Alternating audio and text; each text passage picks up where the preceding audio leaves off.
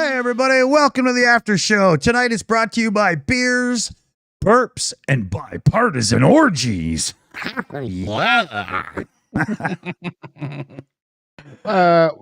neither of those three things are you going to get from me. So, as we were just called in the chat, we're the two boobs. I'm Drippy Nipple, and he... and I'm Leaky Tipple. Welcome to the after show. The only show on YouTube that doesn't matter. The only show on YouTube that can count time in miles per hour. Oh, God. Let's not do that again. Yeah. Unlike those other guys that want to use NASA to help find Nessie, we use NASA to calculate minutes into miles per hour. Yeah. Works out great. How fast the show is running tonight, NASA. Keep an eye on it. We should have a little speedometer. We are relative. Yeah, we should be measuring the show in space time, surely. Yeah. We're modern people like that.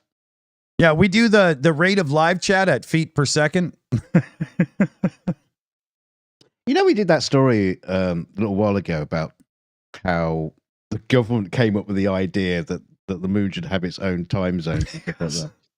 The government's idea, brilliant. Whatever happened to the old idea of star date? You know, like Star Trek. You know, there's no such thing as time. It's a star date, and everybody. Yeah. Well, do you even know how that bloody works? Well, you could calculate a soul date for where you are in your rotation around the sun, but the moon isn't a part of that. So it would have to be a soul date plus minus or something, the moon rotation, and relative to the first footprint from Neil Armstrong. What hangy he put his coat on that Tuesday. I mean, I remember when I was working on the Martian, because I was doing a lot of these like heads up display sort of stuff, for the it's like the video broadcast. What do they call it? Just like video recording and stuff. And there was all these sort of like things of it was Soul 32 and that's where I got that from. To this day, I just like put the numbers up. I have no idea what it meant. Absolutely nothing. No clue. Is Soul 32? Is that Tuesday? Around tea time? I don't know. I've never looked it up, but I've often wondered: is that relative to Earth or Mars itself? I have no idea. Yeah. No idea. I should know because I'm clever, but I'm not that clever to be bothered to look and find out. Or if I did, you know what I probably did? I probably looked it up and go, "Oh, that's interesting," and completely forgot. Yeah. That's probably more likely what happened. Yeah, I did it drunk, so yeah, no idea. But yeah, I would imagine it's based on Mars because wouldn't you just say day 37? Like, I don't know. Why do you have to make? Yeah. I mean, it's also like if we did do switch to star dates and everyone was talking it's star date 2364.2. And you go, what is that? What you mean Saturday? Is it Saturday afternoon? When am I meeting you again? Start date 2336.2. No, I still don't know when that is. Is that tomorrow? and the point too is that like it's somehow supposed to be able to tell you what time of day it was. I have no idea. Yeah, it doesn't sound like it's a small enough fraction. Even though it's not a fraction, like a point decimal. Yeah, it should be 0. Blah blah blah. This sounds like the rounding 0.916. I think some clever people actually have figured it out what the star date actually means, but they must have just when they were doing Star Trek originally, they must have just been making it up. They can't possibly have had some kind of scientific explanation of what star date was. Surely not, right? I mean, oh, wait a minute. I haven't switched the chats and everything. Sorry, everybody. I'll fix that on the screen there. Oopsie. Yeah, remember I said that and I totally forgot because I'm stupid. Yeah. While you do that, we'll have a little tune or something. Is this the right chat even that I'm copying? Do you guys see it moving? Is it working? Yeah, it moved. Okay. then I have to Yeah. do this one as well because it's so. Not sure if it's for this show. Somebody else's live stream. Yeah, it could be debate flat Earth, whatever that one's called, because I use them to lay out the show. Right? There's always idiots talking in there. Hey, look, we got a member message. Yeah. Kella Hella. Oh, I like that. Kella Hella. Or you could do like Kella Hella. Member message for 10 months too. Let's go, yo. Hey, thank you. I like that. It allowed me to push buttons and have fun. Keep away from the buttons. yeah. I tonight on or earlier on Greg Terry's stream, somebody made a big shout out donation thing, and I hit the explosion button. He's like, "Hey, that's my thing. I do that now." It was really funny. Yeah, now he's figured out the old soundboard thing. He's well, he bought a new device that's got buttons and stuff, right? He's got yeah. After we did the Rick the Ukrainian with the M game thing, he was like, "Well, I want buttons," so he went and got some. He should have prayed for them. Pray harder. Probably did. It seems to work for him. Big shout out there to Greg, because by this time in history right now, April 12th, 4:45 p.m. Pacific, they've got to be within about $1,000 or $2,000 of actually hitting $250,000 in the fundraiser for the Medivac armored vehicles. Wow. I shit you not. It is already happened. Like the goal was 200,000. Oh, that's done. So they put another truck on. Well, okay, that's paid for. So, and what he did was, when he bought the import licenses for the trucks, in order to get 3, it was the same price to get 9. So he bought 9 import licenses. So this fundraiser is going to end and the next one starts. It's amazing. Yeah. It's unbelievable. Unbelievable. Mummy Terry, if you're out there listening, wow, you did some good mummying. That's amazing. Oh, yeah. If you need mummy lessons, check with Mummy Terry. She got it covered. Well, we better start the fundraising now for Felix's next computer. For 2030, it's going to be a quantum computer. Speaking of which, I'll show you the boxes in a minute. Felix's Mac Mini, upgraded one, like it's a really good one, that everybody helped around here with crowdfunding and stuff for, is here in the box. I'm not going to pull it out because we're going to film him unboxing it and saying thanks and stuff. And the big 27-inch screen, it's a slightly curved, it's just gorgeous. It's here as well in the box, and I've got the monitor arm waiting for it, and he is going to have one of the slickest setups. And for, like, he doesn't just sit there watching YouTube videos. He's editing video. We're getting into a little bit of audio stuff now as well and whatnot. So he's going to be working this thing. So I can't say thanks enough, everybody. Wow. Yeah, he didn't want to get into audio stuff. It's just you won't let him. You're not doing videos with that kind of crappy audio. Listen to Daddy. I'm putting Logic on his computer, and I'm going to show him how to use the thing where he can use the built-in drummers and stuff to just make his own music for YouTubing and stuff, right? That's what we're going to do next. Oh. Yeah. Because he needs that, right? I don't want him fighting with rights and stuff. And I've tried to get him to go through the YouTube audio library. Like, these are the safe songs, and it's just all garbage to him. He can't be bothered. You know, he's got actual taste, right? So yeah, it's going to be awesome. So huge thanks, everybody. This is going to be a big deal indeed. And I am almost ready to take his old iMac. It's like a 10-year-old Core i5 quad core, so it's okay, but it only has 256 megabytes of memory on the GPU. It's like a ATI, AMD, whatever, something. You know how Apple hates NVIDIA, so... But that was what's holding him back, like trying to edit video and scrub through and whatnot. It was just chugging hard. But for other things, it's still really good. I put a 0.5 terabyte SSD, a good Samsung 860 Evo in it, upgraded the RAM and stuff. So we're giving it to the neighbors who, they have an autistic child as well. And they had just scrimped and saved to buy an iPad. And then the computer went pop. And I was like, oh, I got you covered. I'll give you the iMac. So everybody wins here. It's amazing. Yeah. I'm loving every minute of it. Little lover boy for you there. Yeah. So that's my update right now. What else can we update people on? Have you actually done your laundry for once? No. I'm still sitting in this smelly old t-shirt that I was wore like 3 weeks ago. So that's why he's not on camera, fellow babies. Yeah. That's why I'm not out in public. Yeah, he always keeps one of the kids living at home so they can do the shopping and stuff, right? You know, don't let Sasquatch out the house.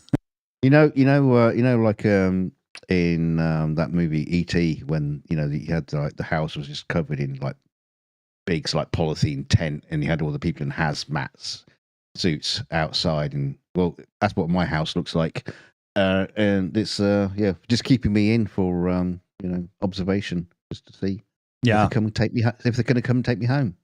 The Sasquatches. Sorry, I was reading something for a second there. If you missed the announcement earlier, tomorrow is a big day on Ukraine Update. We've got Phil Ittner, the journalist, the reporter there that's been over in Russia and Ukraine and stuff for years. He's a vast well of knowledge, an amazing guest. And we have Andrew Mercado Media, joining us as well. It's going to be awesome. Don't miss that one. And I think CF Beauty has just about wrapped up our guest for next Sunday on the 20th, and that's going to be an awesome one too. What? Wrapped him up? Yeah. CF Beauty has this real cool thing where she makes silk and wraps people up. There's a whole bunch of them in the backyard. Yeah, but they're liking it. You know, there's barbecues and drinks. Yeah. I mean, don't call her the alien queen for nothing. She even plays ABBA for them, right? Oh,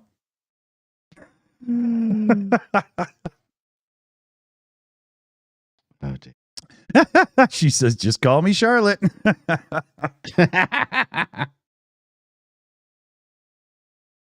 Yeah. There was this weird. Oh, so you remember I was telling you about that crew that are like doing that whole we're security people for when all hell breaks loose that are in my area? Oh, remember? Yeah. They were out on force with handcuffs and everything, keeping the peace. And they say they're just there to provide assistance to law enforcement. It's because the world is going to collapse in the next 5 years. So, these are they're basically playing dress up, wearing all tactical outfits just to make them look cool. Yeah. There's reports in my neighborhood. It's not in the news yet, but the local authorities, the RCMP, are definitely monitoring these crew. So, yeah, I hope they're breaking all kinds of laws that gets this disbanded quick. Because it's a bit hard for them to miss like a Mountie on a horse behind them in a big red suit. Yeah. I mean, they look like 600 Hell's Angels that have flak jackets on playing in the yard. It's got to be wrong, right? Come on. Yeah, it's very strange. Very odd, kind of like kind of like vigilante kind of like mentality sort of thing. We'll go out protect the people. Yeah. And a few of my neighbors that know me as like one of the protectors of my little neighborhood, right? My townhouse complex. Yeah, I was going to say that they're taking your job away. Yeah, well, not so much, but a few of the neighbors have actually said, "Hey, do you have other friends and stuff that are kind of like excitable like you can get at times? And is anybody preparing to go over? Oh yeah, that's what we need, a gunfight at the old K Corral, Are you kidding me? The last thing we need is rednecks versus roughnecks, round 1, fight. Come on, that's ridiculous, right? Yeah, make amusing news stories. Give us something else for us to talk about on the 42 show. Yeah. I'll come on with a black eye. You should have seen the other guy. Anyway, let's get on with it. No, you don't have to do anything. You just find like someone who just looks like a rapscallion and just throw them at the other guys, and they go just like a fight just starts. Yeah, but I kind of do that like once a month. It's kind of enough. You know? During COVID, my life was really excitable dealing with the anti-mask crowd and stuff. Oh, man. Oh, I bet you had some fun. I'm not the kind of person to just sit there and watch. When somebody goes all like, off the rails, not around me, you don't. I can't breathe. I can't breathe with this mask on. Yeah. You're suffocating me. Oh, you're taking away my liberties and my rights. Yeah, and I said more than once, you seem to be able to breathe fine screaming at me as I drag you out of the store by your fucking neck.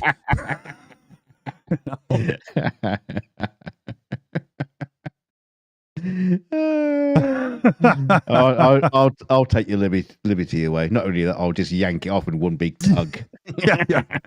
Yeah. You go full Happy Gilmore and pull their sweater over their head and just start feeding them uppercuts. I'll take both your liberties, your left one and your right one. Yeah, exactly. Yeah. And I'll show them during the eclipse.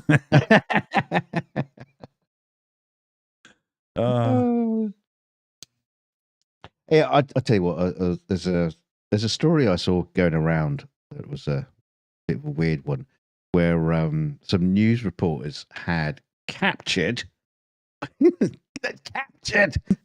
Gene Hackman walking around town or walking. No, it was at a petrol station. What do you call him? What do you call him? Gene Hackman, the guy that slept with the president's wife in that movie. The great Gene Hackman, the awesome Gene Hackman, 94 years old, and they basically were filming him. He'd gone to the gas station, got some fuel and a mug of coffee, and they were filming him because he was dressed in jogging pants and like a body warming vest and a baseball cap. And it's like, oh, look at Gene Hackman. Oh, look at him. And it's like, leave the fucker alone. He's 94. He's retired. He's been cheating death for like 14 years now. Leave the poor bastard alone. It's like, why the fuck are people like following retired film actors around to try to film them and then put it out as news? It fucking went everywhere. It was all over the news. Well, I think it went on one news channel, but it was then all over Twitter of people's like, it's like you.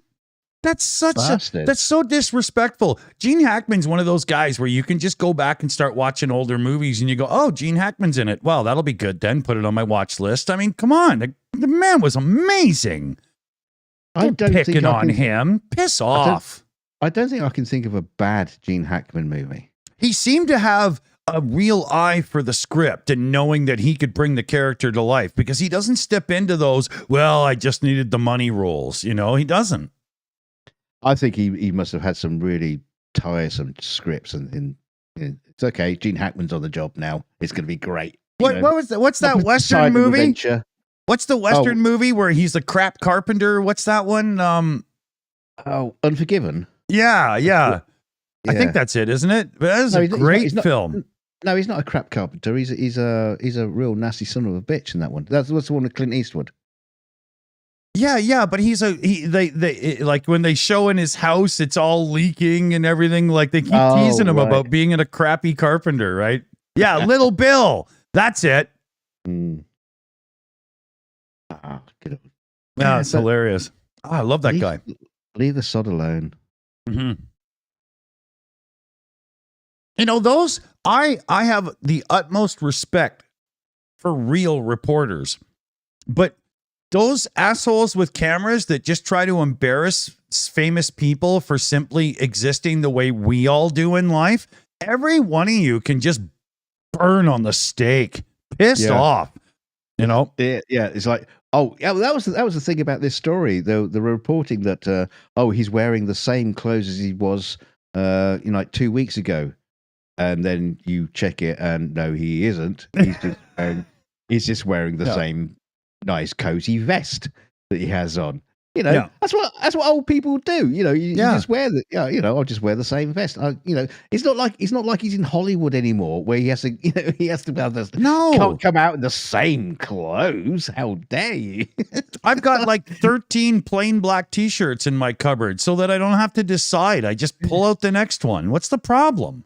You know? Well, they never ragged on Paul Michael Glazer for wearing that same sweaty jumper that he wore in all the Starsky and Hutch episodes. Yeah. Or William Shatner for not wearing a shirt. Okay, well they did rag on him a bit about that. It's not an after show unless I get in a William Shatner shirtless joke. It's just the way it is. Is he here? Is he in the chat? No, he just went out to get a 6-pack for me. He'll be right back. Oh, it was his birthday as well. Last week. He's another guy that's just defying the age reality thing, you know? He's working on Stardate, so nobody understands how old he is. He's got an advantage, right? Yeah, he travels so fast he doesn't age, you know.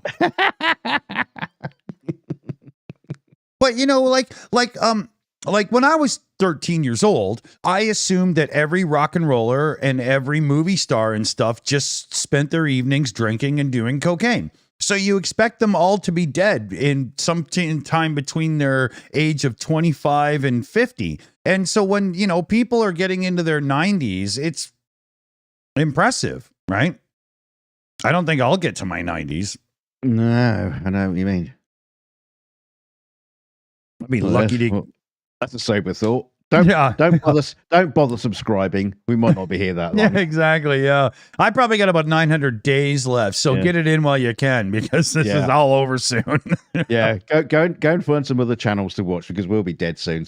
But if you do find them, just come into the comments and after the show, just put links in so we all know where to go after we're all dead and buried and the show's dead. Exactly. Kronos in the chat says there, Ozzy's still around. Yeah, but Ozzy was pre-embalmed back in the 70s by the same guy that did Keith Richards, right? So, they can't die anymore. Yeah, I think it was the drugs that kept him alive. Probably.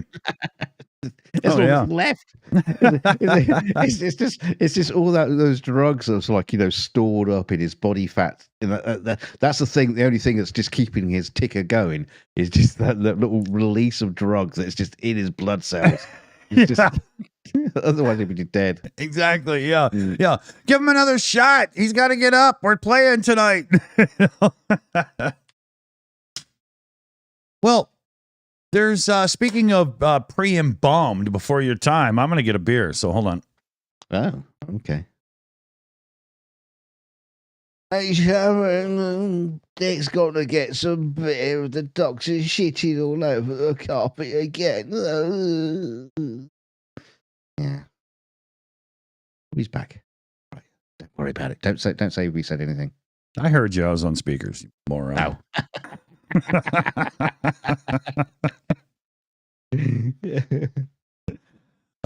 No, sorry. What'd you say? Trying to think what else has happened this week, and I can quite happily report that fuck all has happened. I can't think of anything that's happened. It's been so busy. It's so busy. I haven't even fucking looked out the window. Sorry, that was me just looking over to the window to make sure they're still there. Yeah. I got a neighbor that looks out the window a lot, but I think crack cocaine has something to do with that. So that's another story entirely. Like one of those little old people, the curtain twitches. Yeah, call them over here. Yeah. But when they're like 45 years old doing that, it's because of drugs. Right. Yeah. When you're 75 doing that, it's because you think the neighbors are on drugs. And you're probably right. Yeah. Especially in this day and age, Yeah. We recently had a woman that moved into our townhouse complex just up the road, just up the little road from me here. I don't know, about 2 weeks ago, whatever the hell it is now. Not even 12 days ago, right? And It's hilarious. I saw her and I said, "Hey, how you doing? Welcome to the the complex and whatnot." I was going to say, welcome to the 42 show. I almost said, "Welcome to the program." Habits, right? When you got a microphone in front of you, you just think differently. But she said, I really like it here. My son's already made friends and blah, blah. And all the different amazing aromas of weed. Everybody has great stuff. It was hilarious. Oh, dear. Yeah. Yeah, she'll be the one selling it to you soon. No, it's legal here. You go to the store. You don't want to have somebody come. No, you don't want to have somebody come into your home and see you have like a Ziploc baggie full of grass, right? Because that can actually get you in trouble. You want the proper container that shows it's legal. And the thing is now anybody out there in the world, you'll probably get the dollar values here, but I can go to the store and buy an ounce of some seriously amazing CBD stuff for my pain management or THC-based stuff for medicinal purposes. And I spend about $104 Canadian on an ounce, 28 grams. And Canadian dollars are, one step above pesos, right? So there's no room in the black market in Canada anymore for any of it. Why bother? You could go down to Costco and get some gold with that money. Yeah. Yeah. I'll take 3 shilling slivers off of that, and smoke it. Yeah. I'll put it up with my bacon. Couldn't get the gold to light. It's not very good. Yeah. But yeah, I mean, the whole thing with legalization has pretty much killed the black market, and you almost never go into a downtown core in Canada anymore and find somebody trying to sell you weed. It's over. It's gone. Right? There's no point. Yeah. And you still have the black market to get your crushed up human bones to make the other, what was it called? Boomer Foster. Oh, that was so screwed up. People digging up human bodies to make hallucinogenic drugs out of the bones. That's not how it's done. The graveyard can't have that many rock and rollers in the graves to dig up to turn into hallucinogenic. Exactly. I can't even say the word. Hallucinogenic. Exactly. How many Jim Morrisons are there out there?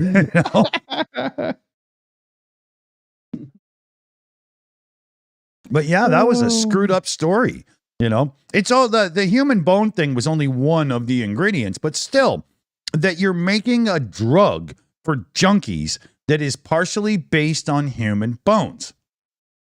Yeah, you were talking about Ozzy Osbourne earlier. When he dies, maybe we just like grind him up and have a fucking whale of a party afterwards. Ozzy was smoking in his day. Sure is, bro. I got a pipe full of them right now, man. Which was the rock star that allegedly snorted ashes of someone? I've not heard that story before. I'm surprised. Sounds like something Zappa would have done. He's a freak. No, it was. I'm sure it was the dude from Rolling Stones. Wow, really? Snort a line of your own mate? That's weird, man. Yeah, it's a vague memory of a story that I have heard. Someone, Keith Richards. Yeah. Keith Richards. Yeah. KK says Richards, Yeah. Is it come on, tell me in the chat. Was this story true? Did he actually do that? Wow. Ozzy Osbourne snorted ants. The truth of the whole Aussie story with the bat and the head and everything biting it's not a bat, it's a dove. If you don't know the story, what happened was when Sharon and Ozzy were in talking to whatever record label released the first 2 Ozzy records with Randy Rhoads after he left Black Sabbath. They went in, they played the song, they opened a box and a few doves flew out in the office to be all dramatic and stuff, right? 70s style or whatever. And one of the doves landed on Ozzy's shoulder and he just leaned over and grabbed it and bit its fucking head off straight in the office. Yeah, he really did. And he just smiled and everybody's like, what the fuck, man? Rock and roll. Yeah. How wasted are you that seems like a good idea? Wow. Right. But he got the record deal. So, execs back then must have been doing all the cocaine we thought they were with those big mirrors in their Ferrari Testarossas. Holy man.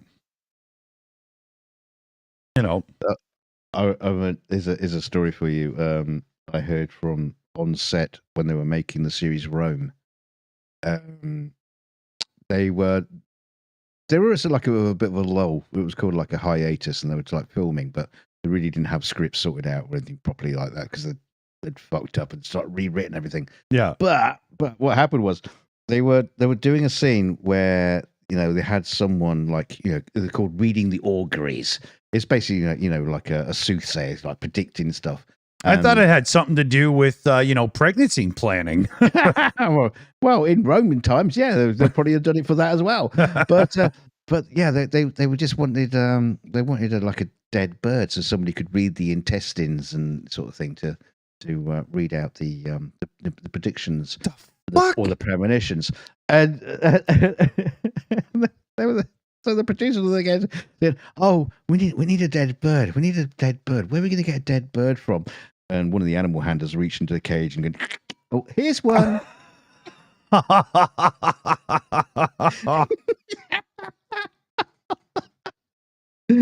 Oh no! It's a miracle. Yeah, anything to get into the producers' good books, Yeah. Wow. Humanity is full of horrible stories from history, and some of them are not that old. Yeah, I know. I got that burp that just won't come out. It's like it's pushing on my diaphragm and won't go past. It's weird. Push it the other way. Yeah, exactly. Further from the mic. Yeah. Oh, man. Why does my fart smell of beer? Chronos says lean forward. Okay, hold on a second here.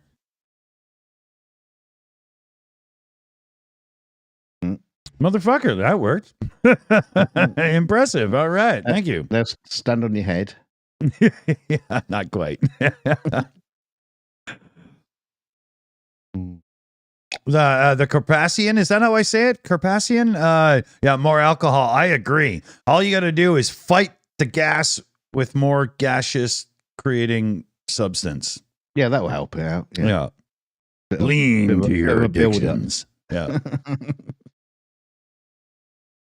Let your addictions carry you through life.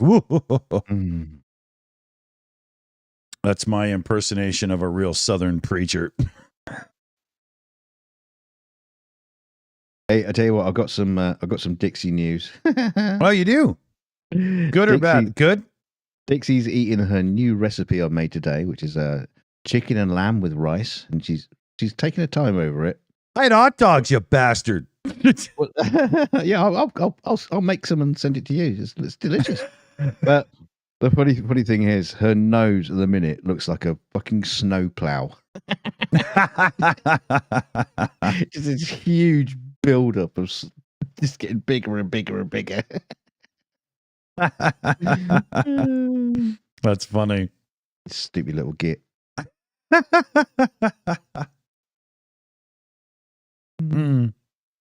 Yeah, she's funny. She's got her own thing going on, that's for sure. I'm still blown away by the action over on Greg Terry's fundraiser there. That's just unbelievable. Every time I even just think of the number, I can't imagine being able to fundraise $250,000 inside of weeks. Like, it's not even worth counting months. Can you imagine that going through your PayPal? Oh, God. Holy. Are you kidding? The cops would be at my door wondering what the hell's going on. I know. It's bonkers. Holy. You must have to do some very clever accountancy to not get investigated, I suppose. Greg's got a cat on the team. I think I think he refers to him as PK. I'm not 100% there. Correct me if I'm wrong in the chat there, fellow babies, but dude must be like Ross Perot when it comes to dealing with money. You know, somebody like Trump that doesn't go bankrupt, right? Yeah, you'd have to have like somebody who actually, you know, deals with large amounts of money. So, you know, someone rich who actually knows how that sort of thing works. A mob boss? Well, yeah. I mean, people like us, we're just like fucking up completely. There's no way we could do anything like that without being, like, you know, like you say, being investigated, or just a bank going, well, wait a minute. Where's this all come from? Exactly. Carpassian there in the chat says, yeah, it's BK and it's 501c. I do believe that's a reference to a classification of charity in the United States, but I do know that all of this is full public record charity in the United States. There was some piece of absolute shit on the European Resilience Initiative Center, the Eric channel, the guys we had over last week there, Sergey. And somebody said, oh, Craig Terry doesn't follow through and he never provides proof. And if he would just release his Excel spreadsheets. And I got back to the guy and I was like, are you on fucking drugs? It's all public record. I mean, if you could get off your mother's couch that's in that damp, dark basement of yours and stop typing on that cum-covered keyboard of yours and actually engage with the world, you might be smart enough to figure this crap out for yourself. Yeah. So I want you to march upstairs right now and tell your parents they did a shitty job. Right. And then afterwards, I got a hold of Sergey and I was like, you know what? I just tore this guy a strip on your channel for being a jerk. But on second thought, you want to just get rid of it for us? And he got rid of it. You know?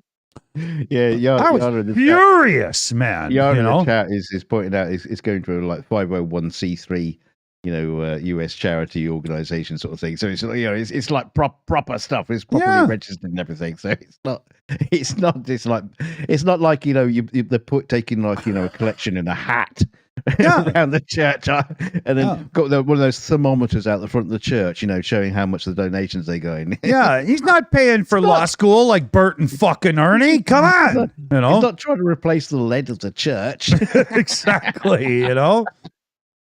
It drove me crazy, man. But yeah, and then I realized, okay, wait a minute. Then never mind ripping this guy a new one. Let's just get rid of it, you know. And Sergey was just like, whoa, I don't like that. And he got rid of it right away, you know.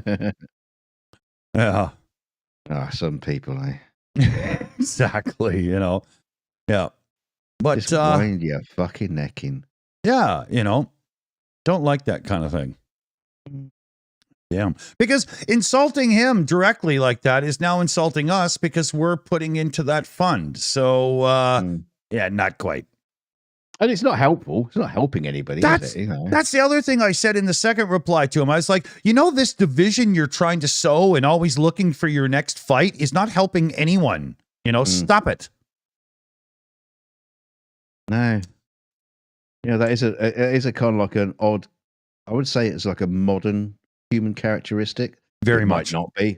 It might not be, but it does seem to be a modern characteristic on the internet. Just like, how much can I screw with this person? Yeah, you know? yeah. It's like being a troll, but not. It's just like all out in the open. Just no. Okay, just use the word cunt. Yeah, and how can I be an arsehole and and still look good out of it? Yeah, and still come out looking like the good guy. No, that's not going to work. Right. And I mean, if you're going to go and troll flat earth believers or young earth creationists or whatever, all the power to you. Piss them right off. But don't do it in this united community that's trying to, you know, fundraise and put forth and help. And get the hell out of here, you moron. That was the funny thing, though, the article you were talking about. What's the name? The Trump's daughter. I can't remember which one it was. Oh, sorry. But Yana from Project Constantine in the chat says, hey, Dawson, Bert and Ernie no longer go to law school. That's right, because they now both have jobs cleaning up the peep show booths in the red light district. So, you know, I forgot about that. Let's, we try to be factual around here. So let's get it right. Yeah, they quit. They actually quit. They just basically couldn't do it. No, exactly. Yeah. They can sure hold a few loads in the mouth, but they couldn't do that at the law school thing. No. I mean, that must be such a weird thing because they're obviously like trying to follow Daddy's footsteps, and Daddy is a Even when successful Daddy's paying lawyer. for it, right? Yeah, yeah. Snuffle up yeah, again, swung that trunk and paid tuition, but Bert and Ernie just couldn't keep up, right? Yeah, Daddy. Let's face it, Daddy was paying for it, but they was trying to imply in the chat that all their donations were helping them. Yeah, bollocks, it was. Yeah, They were buying AK-47s with it. Bollocks. But yeah, no, it's kind of funny. It must be quite strange, being two kids want to follow Daddy's footsteps, become a lawyer like he was, and go, oh well, no, we're doing great on YouTube. We don't need to go to law school. Yeah. Did you see they put out a video today? Somebody in the background sent it to me, and it was Russia launches nuclear weapons. Oh, that's not clickbait at all. Why did we run with that title for the 42 show? Yeah. Russia blows up the moon. News to follow. Well, there was this strange sort of thing going on Twitter where Twitter was using an AI to generate. This is why I haven't brought it up on the 42 show, because I haven't really figured out what the hell was going on. But Twitter were using some kind of AI to generate news stories. The only problem was it was generating whatever the hell it liked. Hallucinations. It was like reportings like, Iranian attacks on Syria and stuff like that, when it didn't actually happen. And then it's probably because of those two idiots making shit up for their thumbnails. Well, that's the thing. Yeah, next minute, that's their thumbnail. And they're reporting, and that's the title of their show, is basically what this Twitter bot was doing, giving out fake news. And there's another channel, I'm not going to bother mentioning his name, but yeah. Somebody's You're a mean one. Somebody has just mentioned him in the chat, but yeah, he was doing the same sort of thing, just doing like fucking ridiculous, like, Mr. Puny Cock, would you please shut up and let the adults keep talking? Bing bong, clean up an aisle too. Yeah. So yeah, they're all at it. They're just like, whatever. They don't actually care about the news. They care about clicks. Yeah, and they want people in there thinking, that they know something that other people don't. They're just making shit up. Dr. Kruger, Dr. Dunning-Kruger, you're needed in YouTube Studio Stat. I think one of the hilarious things I've seen amongst people like that, I'm not going to name any names especially, but people like that, is when they'll just make like predictions. This is going to happen. This is going to happen. This is going to happen. Because it worked out so well for Nostradamus. 3 months later down the line, when something does happen, they go, yeah, see, I told you that was going to happen. But we're not going to mention the 49 things you mentioned that were going to happen that didn't happen. You know what? Bring that up. Exactly like Nostradamus, though. I have a theory. The Enforcer's second channel is KLW News. No, I wasn't going to mention it.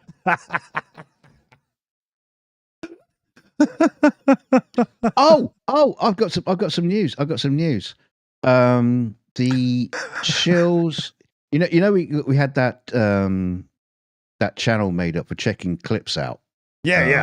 On YouTube, and it was called the Shills Clips channel. Yeah, does it gain subs or something? No. I got it blocked on the Enforcers channel.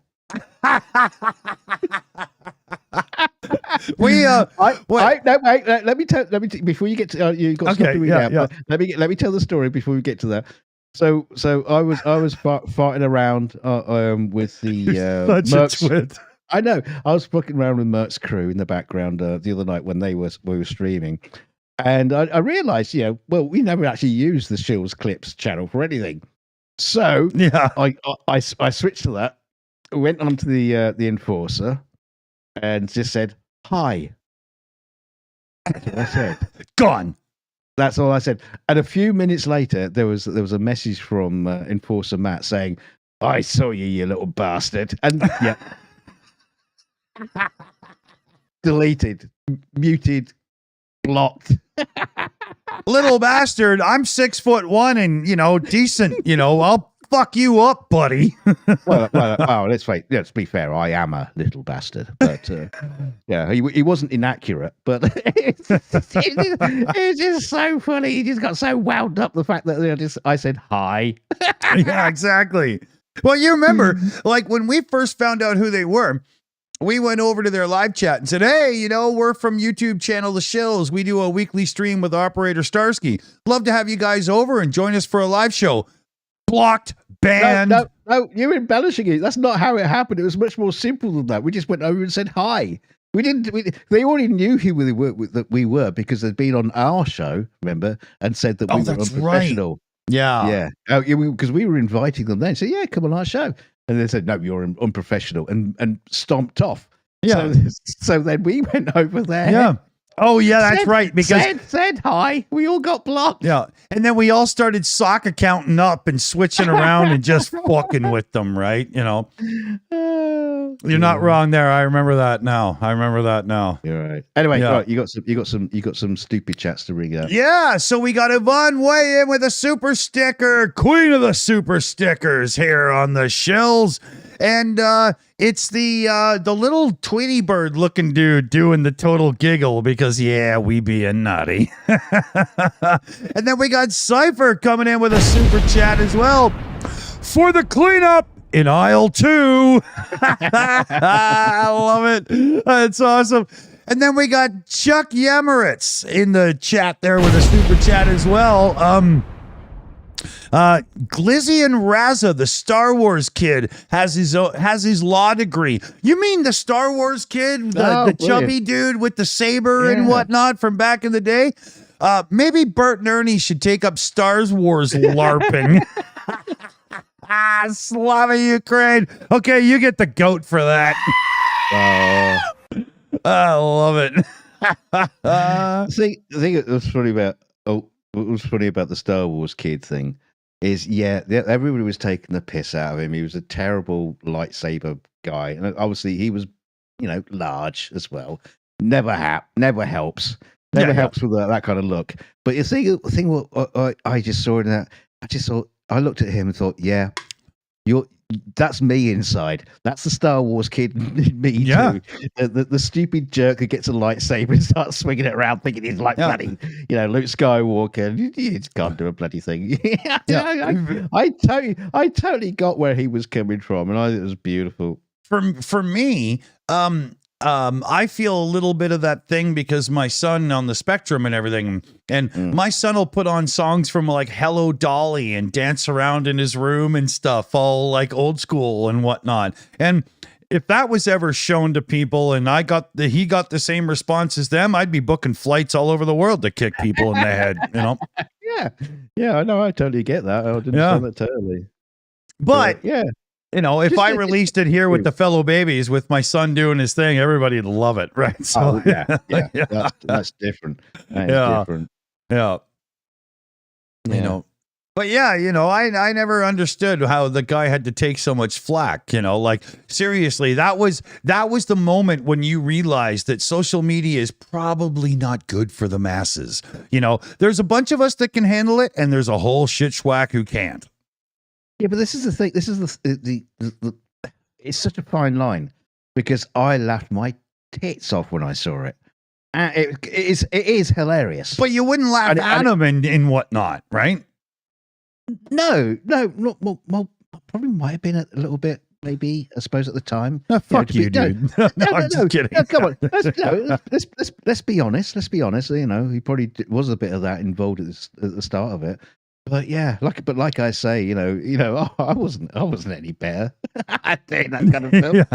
It's just I didn't get caught leaving on a school, camera recorder, and for people to find.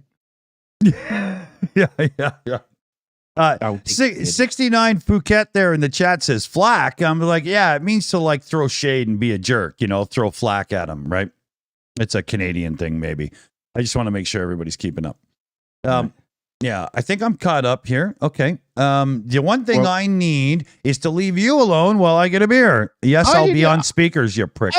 Wait, I was just about to tell you I need to leave you alone for a second. Give I me said 2 it seconds first. Fuck you. No, I need to clean this up quick. I need to do this quick. Oh, you bastard. Oh, I'll try and do it while I'm...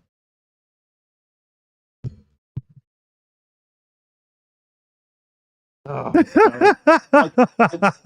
gotta do it. I think either Dunk or Dixie shit their pants. I'm not sure which. We'll have an update in a minute for you, fellow babies. I didn't know this was going to turn into a live news show. So we're doing our best here. We're staving off the storm, and we're giving you updates as they come in. Dixie had upturned her food bowl. She was kicking it around all over the place. She's taken all her kibbles and made a beautiful star map of the Northern Hemisphere across the carpet. Yeah, man. Yeah. Oh, Dixie, stupid dog. Yeah. Phuket 69 Phuket there says, I'm not stupid. I said, yeah, but Phuket, Thailand, and I'm just making sure, I didn't insinuate you didn't know what I was talking about. I was just, filtering it in. Didn't mean to. No. The problem is Phuket has been just, you're just going to remember, what is it, Phuket? Phuket word. Yeah, the flat earther. Yeah. Yeah. So as soon as you hear that word, you just think of that moron. And, it can't be helped. He was really bad. He was really bad. Obnoxious cock. Yeah, we have both Dunk and I have experience with the flat Earth debunking and whatnot from back in the day, and so we still get shivers from a few of these names. Well, that's what I was going to say earlier. When you're talking about that story with Donald Trump's daughter and her just repeating the same old conspiracy shit that's already been debunked, and they just say it again and again and again. It's the same thing that happens with flat earthers. If you follow like a flat Earth kind of like group on Facebook or something like that, every week they'll be tell us about this globies, and it'll be like, well, we debunked that like years ago, and you're still bringing it up. You just don't understand. They just reset every week and repeat the same old thing. Yeah, it's awful. And I'm sure they do it just because they know it winds people up who is trying to debunk them. Well, we have somebody we could ask about that, but we won't do that right now.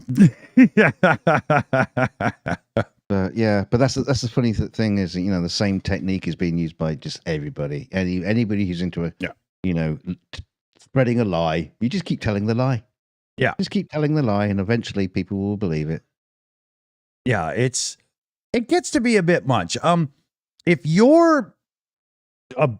your version of social interaction with people is being a jerk, then oh shit, what else are we gonna do? That's true. I'm now talking about myself. Oops. Yeah, try to finish the sentence without if your presence on social media is based on being a jerk and lying about things, there we go. Yeah. Then piss off. And on to the next subject, we'll be talking about my enormous penis. Everybody should have a couple inches they can call their own. Full friend. Yeah, Bob. I'm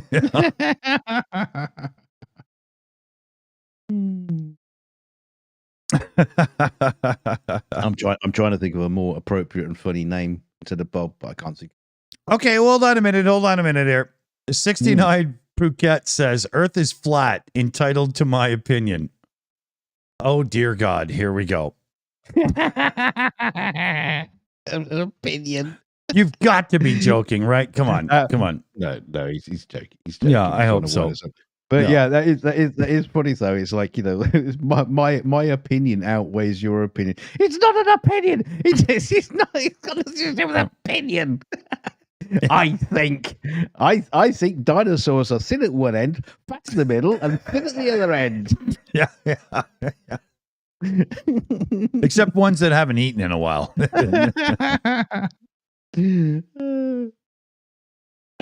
It's my theory and my theory alone. Oh, 69 even says, I'll piss off then, morons. No, hold on a minute, 69. Puket, if you want to actually do like a 15-minute chat about flat earth stuff, Dunk and I are pretty good at this. I'll give you the goddamn link to join us on the show if you want. Yeah, it's PJ around to calm him down. No, we'll get PJ to be his coach in the background so he can keep up. Yeah. I just wanted to get PJ to debunk him, probably. You guys are childish. You're only just catching on? Are you kidding me? You know? Well, thanks for joining us, though. You know? Yeah. No, but seriously, that would be a really good chat. I won't take advantage of the situation to be a jerk in any way. To be honest with you, I can't remember how to debunk flat Earth anymore. You know? I can. It's that button that ejects them from the live chat. Boing. Yeah, oh no! I think I just got tired out with it all. What? Is he gone?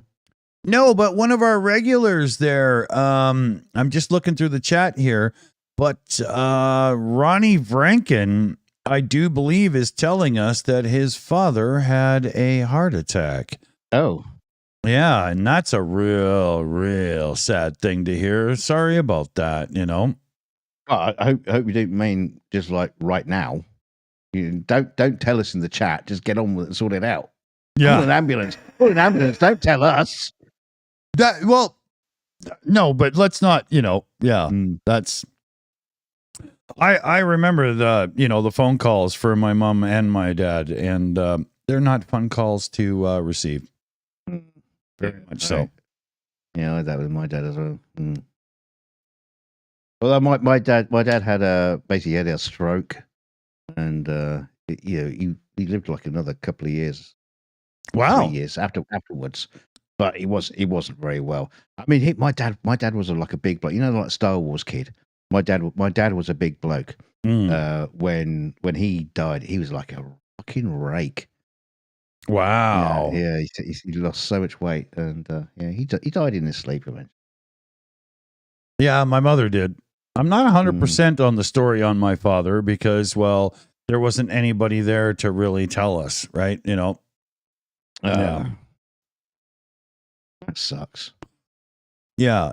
I have a little Tweety bird in the back of YouTube. Somebody that has the same kind of sense of humor as me and whatnot. And I've been handed a little something that I'm going to play on the show before the day is done. And, oh yeah, I do believe it will be pretty funny. I'm not going to do it right this second because I have to set it up and I wasn't ready to. So, it'll take a minute. Don't. Oh, God's sake.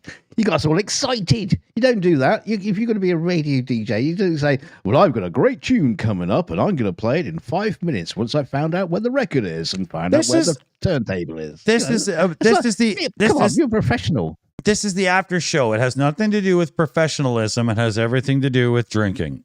I don't know. I've seen the other shows as well.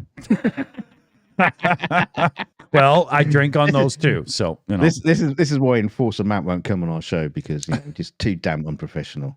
Anybody ever know the Canadian rapper Snow? He did the song Enforcer. Or, you know, I think there's a parody there, fellow babies, you know.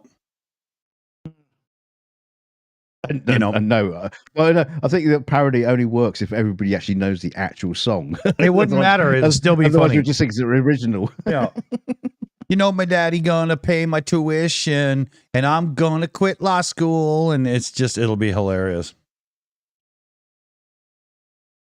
Okay, so here, let me see if I can do this. I think I can. So, woohoo! Yeah, we're gonna. Well, we should mute, but you know us, we won't. But we're going to play a tune here. I'm going to crank it right up to make sure everybody can hear. This is from a little birdie on the internet who has some skills for humor and yet is smart enough not to tell you who the fuck they are. And I ain't going to tell you either, fellow babies. But check this out. This is going to be funny as hell. I haven't even heard this yet. In the Is it Gene realm of Hackman? YouTube, a channel holds sway. The enforcer, they call it, with tricks to play. Clickbait titles lure us, promising delight. But behind the curtain, shadows of the night. Oh, the enforcer, master of the tease. With clickbait titles, they aim to please.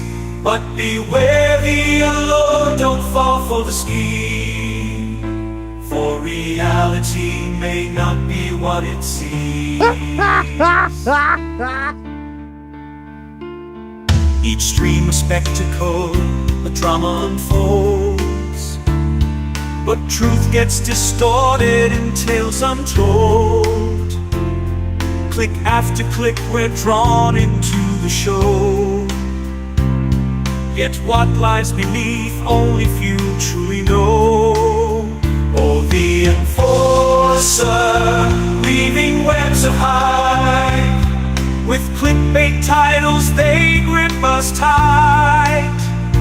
But beneath the facade, a cautionary tale of the dangers lurking behind the veil. Sensationalism reigns in the digital vein, but discerning eyes see through the game. So heed this warning before you dive in deep. For not all that glitters is what it seems to keep.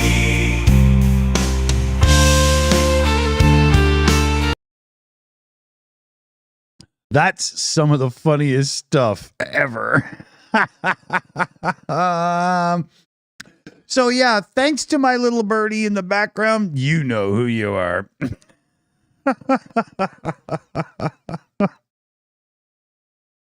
I do believe we could round up a little more of that.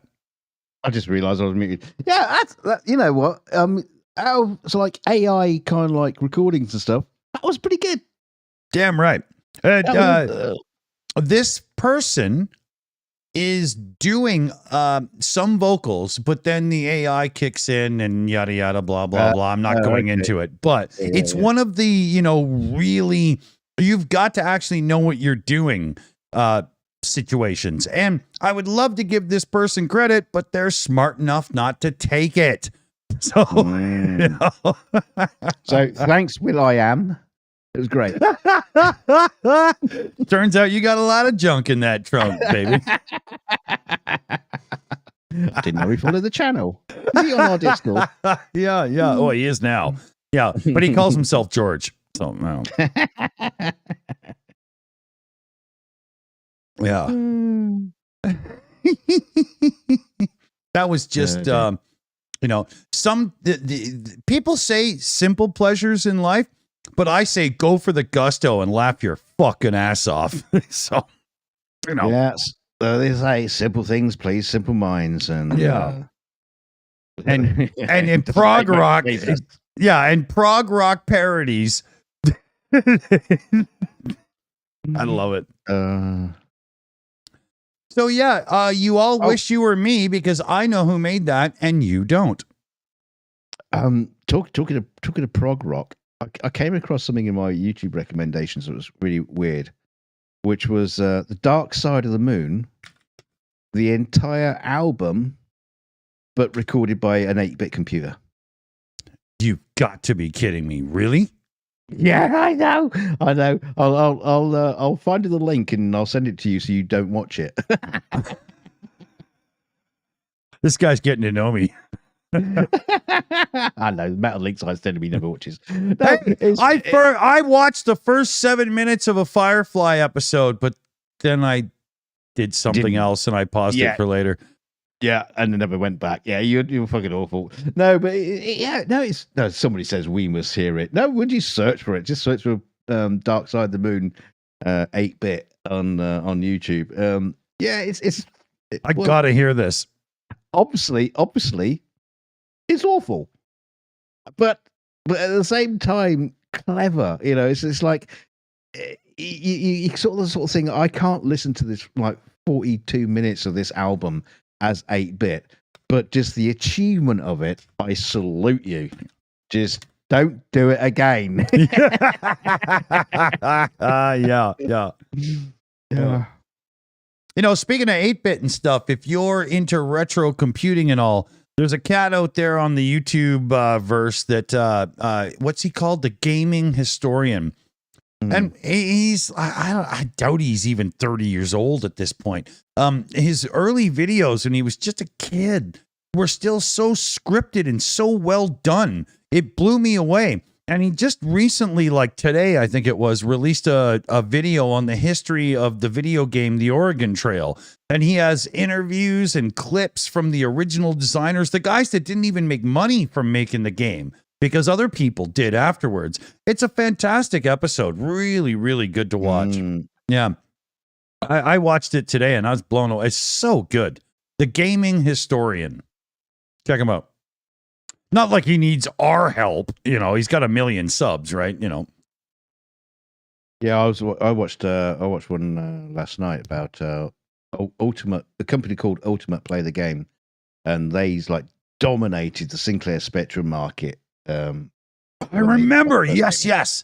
Yeah. Well, they came out with Jetman first of all, and it was just like graphically, they were just like in leaps and bounds above anybody else, and it was just like, you know, a very, very, very tiny crew.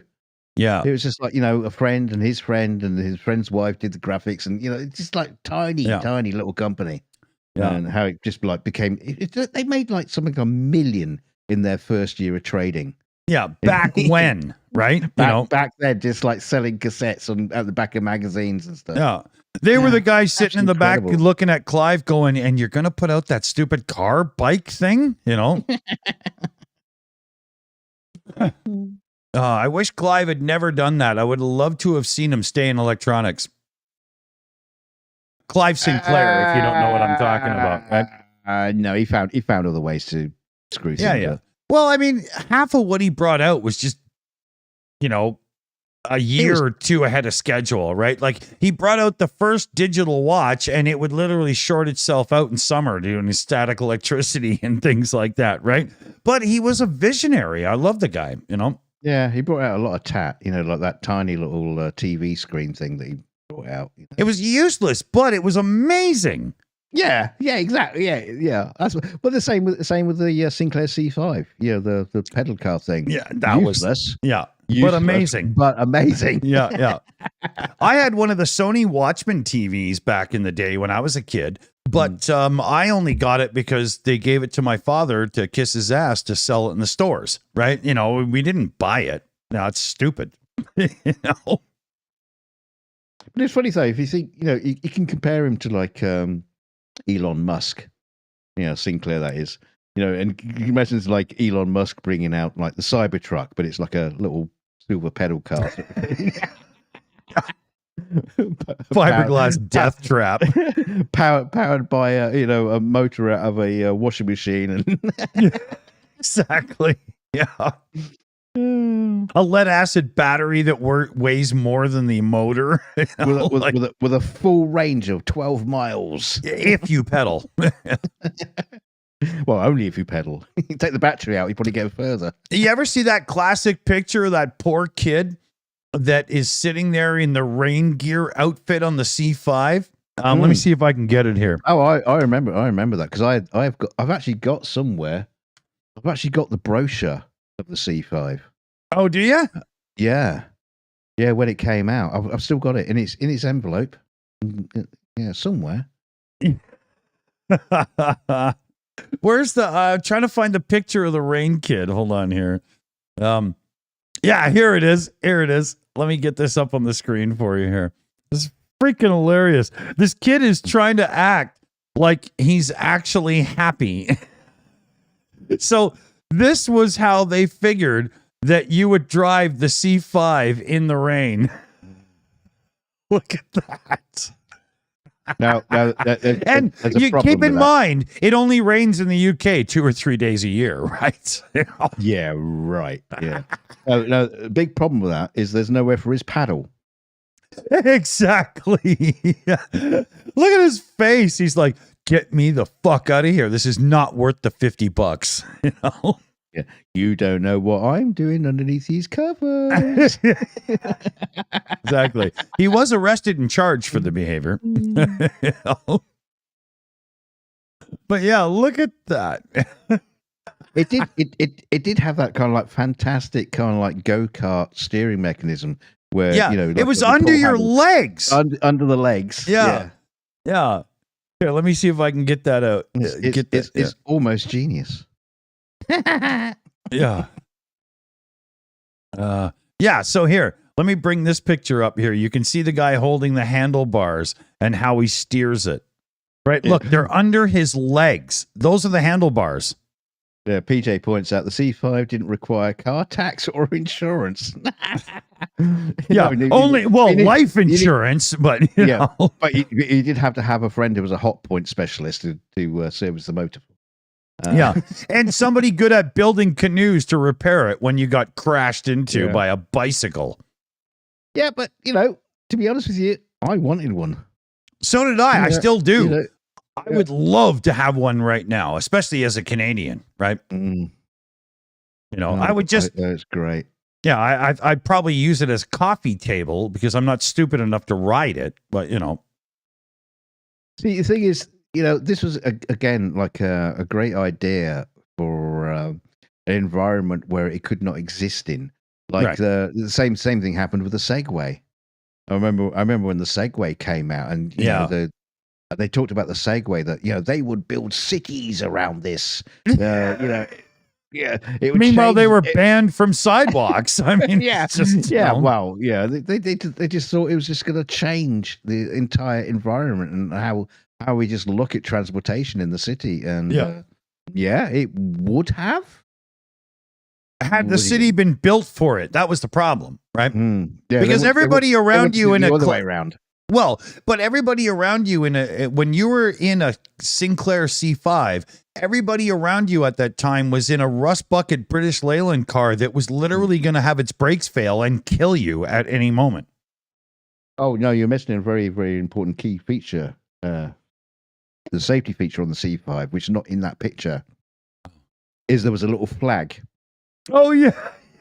Yeah, like as if you were on a dirt bike in the dunes, right? You know, there was a little flag that you hung off the back that like lifted, you know, about 4 feet off the ground with a little tiny little plastic bit of triangular red. Let me. So people in cars could see that you were there. Yeah. Here, let me get it up. I found a. Let me get it up. If I say that again, I'm going to flip out. Yeah, there they are in all their glory. Oh no, they did. Oh no, they didn't have flags as great as that. They were just like tiny. They were just like a tiny little red pendant. Yeah, they were a hand drawing picture of Clive's face, right? You know? With just like saying on the side of it, you know, please don't run me over. Yeah, I have children. You know? Oh, but don't they look great? You know, in formation like that. You know, we should get a whole bunch of them and start the Shills C5 formation display squad. Right, because we want our viewers to lose their lives. Come on, we could do a fundraiser. How much? Well, what they were like £400 when they came out. They're probably about 200 now. So, are you kidding? People in the 8-bit guy bought one in the United States and he had it shipped over from the UK, and I think it cost him about $12,000 or something. And he did a video on it and nobody cared because he didn't give enough context to it and nobody understood, right? You know, and it was a real. I do believe he regrets importing that piece of fiberglass with a, you know. I regret not buying one now. When I was, you know, I swear I would have had one. Oh yeah. Well, absolutely. I love it. It's awful, but I love it. Yeah. I guarantee I probably wouldn't still have it. It's probably one of those sort of things. Yeah, but no, it's one of those sort of things like you think, you know, oh, this is great. You know, well, what was it back in 1984, 85 when that came out? So you'd have it and you'd have it for like about 20 years. and you go, oh god, what a piece of garbage! I'm going to get rid of it. And then 20 years later, they become like priceless. And Yeah. you go, shit! Why did I get rid of it? Yeah. I'm buying a new Mac Studio after I sell this thing. Yeah. Yeah. But it's one of those things in life, you know. He was always ahead of his time. Like, the idea was solid, but building it out of bicycle parts and putting people down on the ground where they were just like, you know, basically speed bumps waiting to happen, you know, sleeping policemen, whatever you want to call them. That was just horrible, right? But he had the idea. You know, basically, it was the first attempt at making that stupid thing you guys call a gee whiz. But you get those like recumbent bicycles now. You know, you see people, and they're basically like toboggans on the road. So people are still like, you know, riding in positions like that. And yeah, we get a few around here, but you only see them for about a season, and then you see their obituaries. You know, it's just, you know, it's like lying down on a skateboard and trying to take your place in traffic. Everybody just goes, dum, dum, dum. I don't know. They should fix that pothole. You know, it's not a good idea. But have you seen that thing where, you know, like you with, what do they call it? It's just like a downhill luge sort of thing, but there are like, skeleton. No. You probably are at the end of it. But you know, you got like rollerblades on your feet and rollerblades on your arms, and you basically just like go down the hill. Did you see this in a video game? No, they existed, and they are in the credits of a film, which I can't remember which film it was, but it was just basically people being at like all extreme and stuff like that. But yeah, no, you basically have like these rollerblades on your arms, on your forearms, rollerblades on your back feet, but not like, you know. Sounds like birth control gone wrong. I don't know. Yeah, and you just basically head down a hill. Like 1,000 miles an hour. I can't wait to try. What? Crazy. I know. I've heard of things called cars. I'll use them, thanks. I'm just strapping wheels to myself and hurling myself down the side of a mountain. What kind of morons are these people? You know? Have you ever heard of self-preservation? You know, I can see you in roller skates in a boob tube. Oh, yeah. Not since 74. But the whole idea, like extreme sports, you can always tell when somebody takes it that far, they don't have children. Fact. You know, well, not if you're that low to the ground and whizzing along. You know, your penis is gonna get awfully wrecked. Yeah, exactly. Sorry, honey, it don't work anymore. I needed an emergency brake. I don't know. You know, I thought of Sally the neighbor, and that shit popped right up. You know? Yeah, my beer's almost empty again. Yeah, what you need is a vagina to pop your penis into to keep it safe. No, what I need is about $100 in donations so I can get more beer after. Are you kidding me? $100? Hey, beer just got expensive around here. It's not my fault. You've been hanging around Greg Terry too long. No, I've been drinking too long. We're going to raise $250,000. Yeah. Over Ukraine. After I've slapped myself. Yeah. We're going to raise $250,000 so I can afford my bar fridge as well as the beer. I've been thinking about that whole thing. We've been talking about me getting a bar fridge over by my situation here so I don't have to keep getting up. And it's a great idea, except for the fact that refrigerators make noise. I can't do that. So you know what I got to do is I got to get one of those little things you put in the freezer that have like the 3 semicircles on one side and on the other, and you put it in a small cooler, and the six pack is cradled by the little ice thing. And I have a little 6-pack cooler that's meant for, like, you know, people that do really dangerous jobs and they get drunk at work. And you know, I think that's actually the way to go. I'll just buy one of them. Just get a bucket, fill it with ice, plug your beer in it. I don't need a bucket. I have a cooler for that now, but I don't want ice because then you always have to drain it out and stuff. I get one of those stupid little insert thingies, right? My dorm fridge room in my room is quieter than Pooter.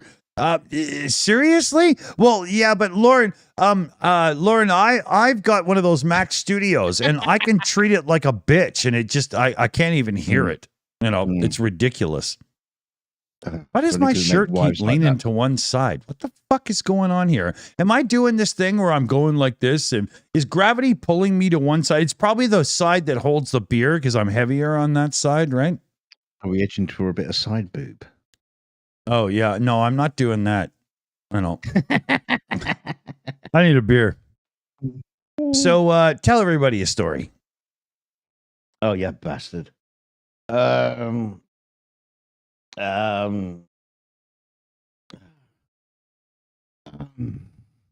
the love of God, you've got to be able to do better than this. It's late. It's 2:00 in the morning. I can't think of anything. Bollocks. No, we got a quite a nice little fridge for my wife when she goes, when we go traveling. We had this thing called, we had to keep all her medicine stuff cool. So we got like a nice little fridgy thing. It's like a big cool box. And, that works. It was quite quiet. I mean, it's not going to be picked up by your microphone. For God's sake, no, you could use something like that. But no, you wanted a story. Okay. Well, okay. Once upon a time, I was on this ship traveling to New York, and it was really, really dark, and we hit something, and the ship started keeling over. People started screaming. I mean, I was in first class, of course, and the third class people started screaming and shouting. We didn't hear them. I was in first class, and it was just a bit wrong because I had to push some old lady out of the way to go onto a lifeboat and get where I am here today, and so glad I managed to get away from it.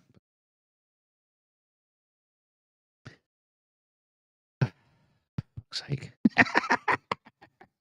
Just give up. Where's he gone for the beer? Has he gone across the road again? He's only supposed to go to the fridge, for God damn it. He's gone for a poo as well. He's gone for a big Dawson in the toilets. No, it's a Riley break. Come on now. No, you were just standing off screen, just laughing your tits off, watching me die. No, I was standing upstairs trying to make sure I aimed for the bowl, laughing my head off and spraying it all over the place. Oh dear. It's a good thing we don't keep the shot clock on this show. Yeah, what we need. What I need is I need some help from the research team. So when I get to the point where it's, Doug, tell a story. I've got the research team. Boom, here's a story ready to go. Oh, but it's supposed to be your own story. You know what? Yeah, they're all lies anyway. I just make it up. Yeah, I'm gonna dip into the jar here. It's time. Why do I always do that? Why do I have to hold it up? What the fuck is wrong with me? I don't know. Yeah, okay. Well, if you don't know, nobody else is gonna. CF Beauty in the chat there. Dawson's making them sweat. Oh, it's funny. It's just so funny because I'm just like, just so into just like blathering on with you, chatting away about whatever. And as soon as you go, right, all right, now you're on your own. It's like, oh, just go blank. We have a green room where I could actually let them know that I'm going to get up, but I don't because it's funnier for you all that I just, throw them straight under the bus and fuck off. No, it's funnier for you. That's true. It's not funny for them. I think it is. To be honest, let's do a vote on that. Is it funny? Is it funny for me? Put a 1 in the chat. Is it funny for everyone? Put a 2 in the chat. I think we're going to see a lot of 2s. I hope so. Come on, don't let me down. We lost a lot of viewers. Well, I expected that. I've already PM'd people to come back because I'm back on, See? See, it's 2. It's 2. It's You 2. bastards. It's 2. I'm writing names. I'm writing you down. Chuck is sitting on the fence. Come on, Chuck. I know who my friends are around here, obviously. Lauren is just kissing your ass, so you know I know that. No, Yeah, I wouldn't if I were you. That hasn't been washed in months. hasn't been shaved in months. Fuck. What do you mean shaved in months? I've never shaved my ass, you bastard. Well, that's why I can't tell it from your face. How do you manscape your ass anyway? Do you get a mirror or do you get a friend to do it? No, it's all about owing your neighbors favors. You know that time I helped you put up a fence. Yeah. I need the favor returned. Yeah, I helped you rebuild the carburetor on that MG, right? Well, here, grab the razor. Don't forget the cracks.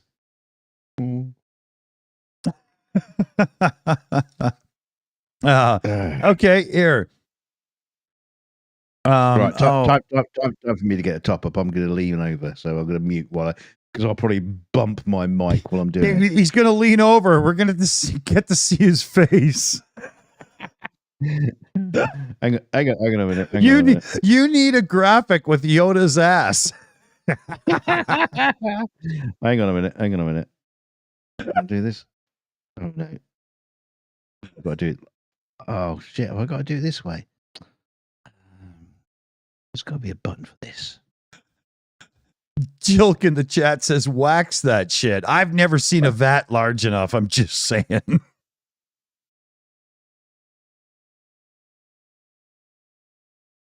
I hope it's not just me that's really enjoying this moment.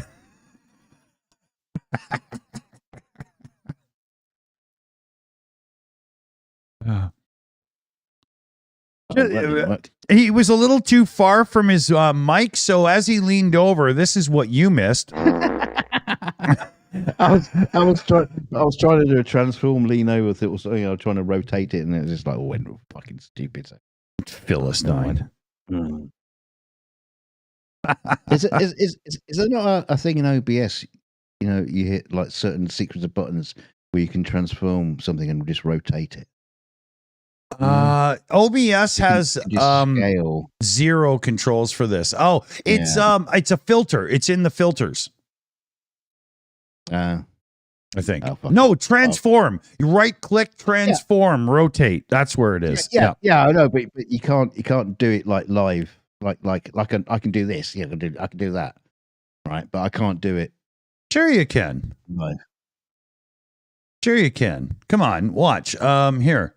Let me go to titles, and I'll go to transform, and I'll go rotate 90 degrees clockwise. And look, now I just screwed up 42 minutes later, right?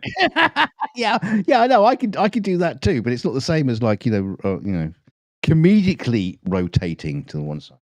Oh yeah, no, you have to do that for yourself. Is it any wonder why this guy won an Emmy Award, fellow babies? His ability with visuals is unbelievable. You know what? Believe it or not, I did not get my Emmy through my use of OBS. That's actually true because I had to teach you how to use it. Hey, come on. Sometimes I think the Padawan was teaching the master a few things. Yeah, there was a few times there for sure, but we don't have that producer on the show anymore. No, I'm just kidding. Oh man, I cut up too much of this grass to fit in the rolling paper. Hold on a minute here. I'm thinking back to the old Halloween special that we did. Oh man, I don't know if we even have that to be seen on the show or not anymore, but we did a Halloween special a couple of years back or something. It's before we became cool and popular. Yeah. But we're still working on that.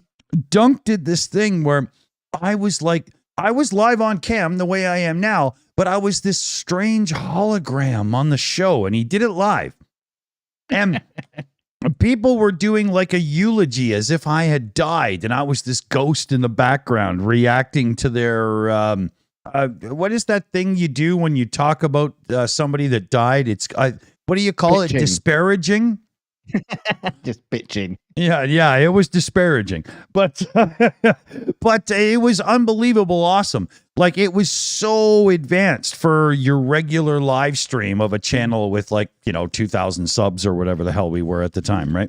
And we got about as much recognition for that as About this. No. That's true. Yeah. So we're probably firing on all cylinders as you see it. No, but it was unbelievably amazing the way it was all laid out and stuff. And So having done that, we came to the conclusion of why bother? yeah. Yeah. Yeah, I mean, I wrote the music. I did the whole fucking title sequence and end sequence, and I did a load. So much editing is like about 10 people watched it. Yeah. Well, no more than that. But you must have put 12. like 40 hours of effort into it, and it was a one-off show. It was unbelievable. It was so good. Well, it wasn't good. And we've probably hidden it so you can't see it. So there you go. No, I'll go back after the show. You remind me because drinks and all, and we'll unhide that one if we did. Although I'm pretty sure I left that one unhidden. Hey, we've got a super chat shout out that we've been screwing around and missing. God, get on with it. Yeah, Kakariki. Get on with it. Yeah, Kakariki fire! Joke time. What do a burnt pizza, a pregnant woman, and a frozen beer have in common? An idiot who didn't take it out in time. I love it. That's really good. That's awesome. I pity that wasn't there when you went off to get beer. I could have read that out. See, it probably was, to be honest. You're just, Yeah, just didn't know. Yeah. Hey, Dunk fixed the Kermit gag that we use on the show here. So watch it now and tell us what's different. Yay! That's awesome, man. It's not easy being green. Yeah. Yeah, I love that. That was good. First time I saw it, I was like, oh, yeah, okay, cool. What'd you do? And then I had to watch it back. Because I had only listened and I had looked over and then I was like, wait a minute, but I'm supposed to watch the visuals, you idiot. Yeah, I know. Yeah, I just knew that if you played it, you'd just go, oh, what have you done? Yeah, I know. Yeah. I totally flat earthed that one.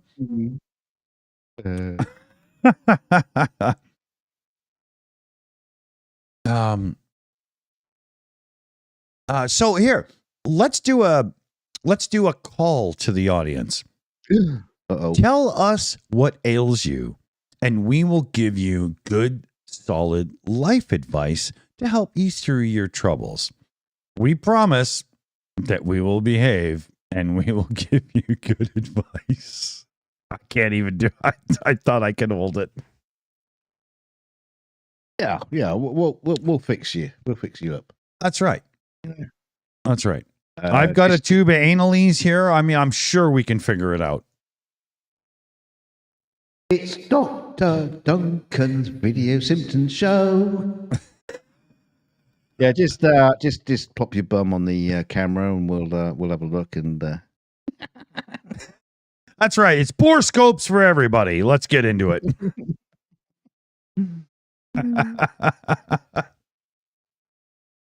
Maybe not. I don't think that segment's going to work very well. It's not going to have a long life to it. I do believe it's more of a radio show. Even then, I'm not too sure.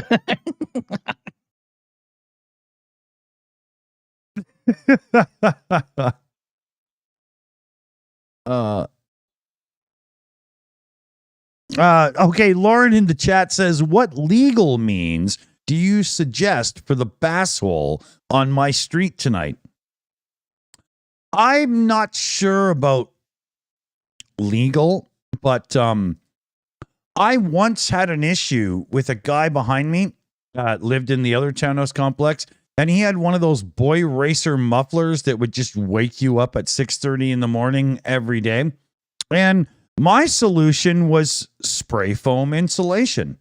And this time when he had to get a muffler, he got a real one. So it's quiet. I recommend a similar approach.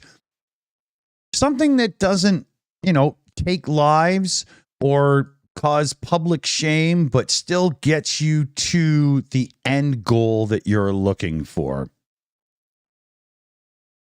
Sounds about right, Wait, did I just admit that? No, I did not do that. My neighbor did. Yeah,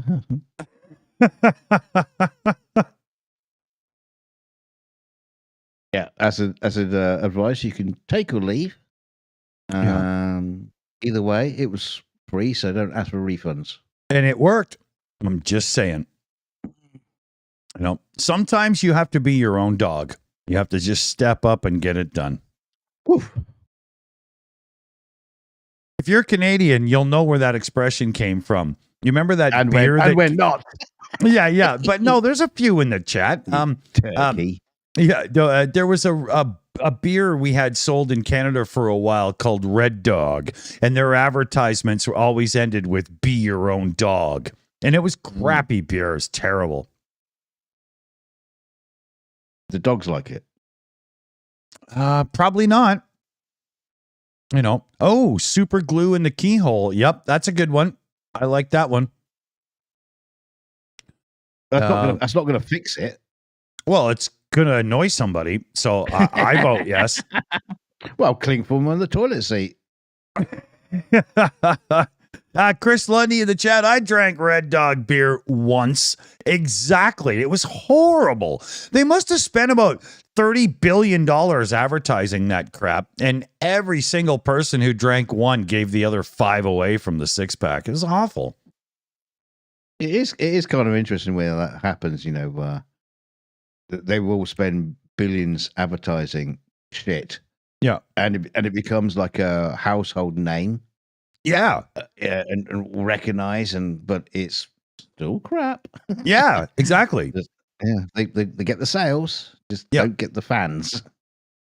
We have a lot of products like that. One of the things I know it happens in North America, I'm pretty sure it's happening to everybody across the EU and whatnot as well. But like our pharmacies, they have deals with the companies that make like Tylenol and Advil and stuff. And they literally have a percentage of shelf space that must be theirs. So you'll go into the store and the shelf is very deep. You could have 15 rows of little bottles of pills, but there's only 3 rows deep because they have a contract that says they get this much shelf space to make sure that they have a sea of red for Tylenol or blue for Advil or whatever.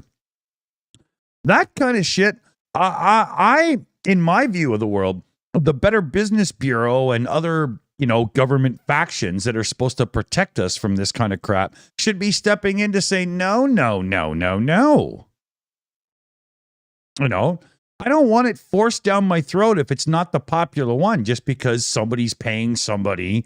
And, I don't like that stuff. It's the same with like net neutrality. I talk about that a lot on the show.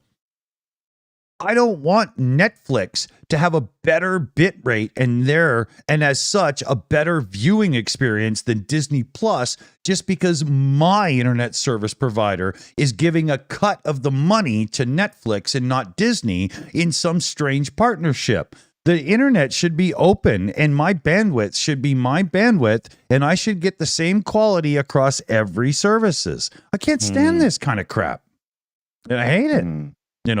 That's like, if you go to an Esso gas station, your Ford car will run really good. But if you got a Chevy, you better go to Chevron. What? Gas is gas. Fuck off.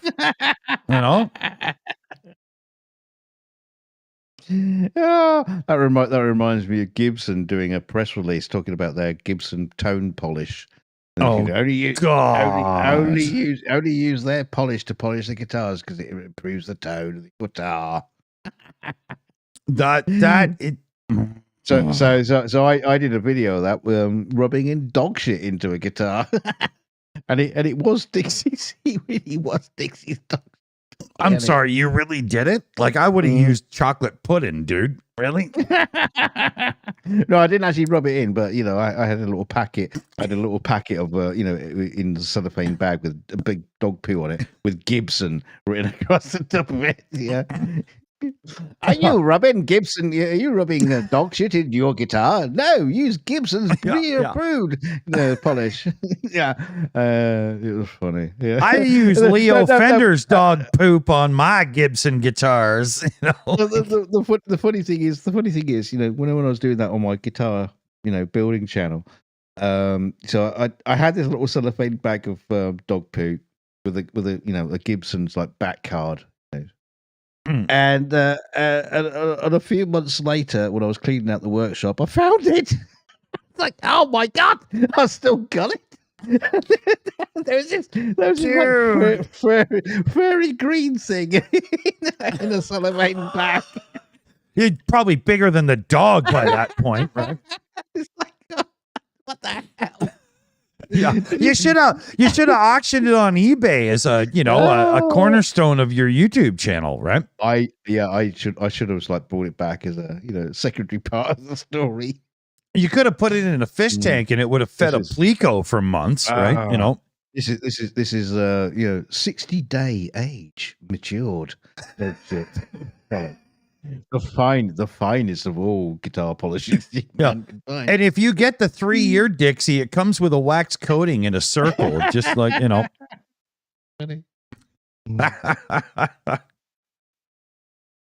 we say it a lot after the show is done, but wow, do we come up with some bullshit when we do this? I think we just the years of bullshit that we've done. This is it's training. It's all training. 2 wannabe old men that just wish they were cool at some point in their lives. This is bound to happen. What do you mean wannabe old men? We don't. You mean wannabes, or we want to be old men? We are. Want to be cool, old men, right? You wannabes just encompasses that to me, right? Okay. Yeah. Sorry for my bad diction or whatever the hell, but y'all know me around here. English is a second language, right? I don't want to be an old man. Yeah, I didn't want to be either, but it sure crept up. I'm 54 this year. I'm almost I've been saying for years, I'm in my late 40s, early 50s, no gray hairs. I'm, hairline, I'm doing fine. The gray hairs are coming on strong. And the funny thing is why the hell are they different? They're like more coarse and they don't obey the brush and stuff. Why do they have to do that thing where they just literally jump up like a hard dick in grade 8 going, I'm here, like, hey, teach, call me to the blackboard. Why do they do that? What's the deal? Yeah. But yeah, all the people in the chat, oh yeah, I'm older than you. We definitely have an older audience. It's hilarious, especially with how much I make fun of millennials. It only makes sense, But you got to watch it because making fun of millennials is literally like making fun of our viewers' children. So I'm not sure that's the best idea either. Well, not only that, we need to keep on their side, because when our audience who are in the chat right now, because you're all fucking old, you're all going to die.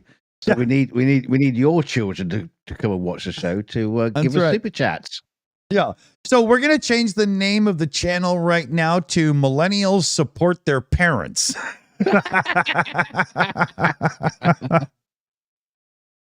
Yeah, and the icon of the channel would just be an old rocking chair on a porch. Yeah. No. What you and me have got to do, we got to learn how to get down with the kids, and talk cool, like groovy man and all that kind of stuff. So dude, I wasn't cool in my day. I dictated what cool was. I don't know how to do this, right? They're gonna catch us out. They're not gonna believe us. Yeah. I was a nerd in sheep's clothing, so I made people think Greece was cool. Can you believe these two guys? They're still talking about Star Wars. I've never even seen Star Wars. Star Wars was made in 1976. They're talking about Star Wars and Star Trek. Who are these buckets? If it was really a lightsaber, then why does the light stop after like 4 feet? That doesn't make any sense. Yeah, we got a whole bunch of old people unite, pensioners unite, and stuff in the chat. That's hilarious. Okay, so you want to show people that you're a Shills viewer on other channels and whatnot. It's hashtag pensioners. That's what it is. Hey, you know what we should do? You know what we should do? You see these in adverts on daytime TV. Because they're out to get the old people, and they'll do the adverts for the over 50s plan. Have you got insurance for when you're gonna fucking die? And all the else, like, have you organized your funeral? We can just like pack you up in a box and send you back to Amazon. All this kind of shit. But what they also do, you'll see things for like, for the Cats Protection League and things like that. Where have you organized your will?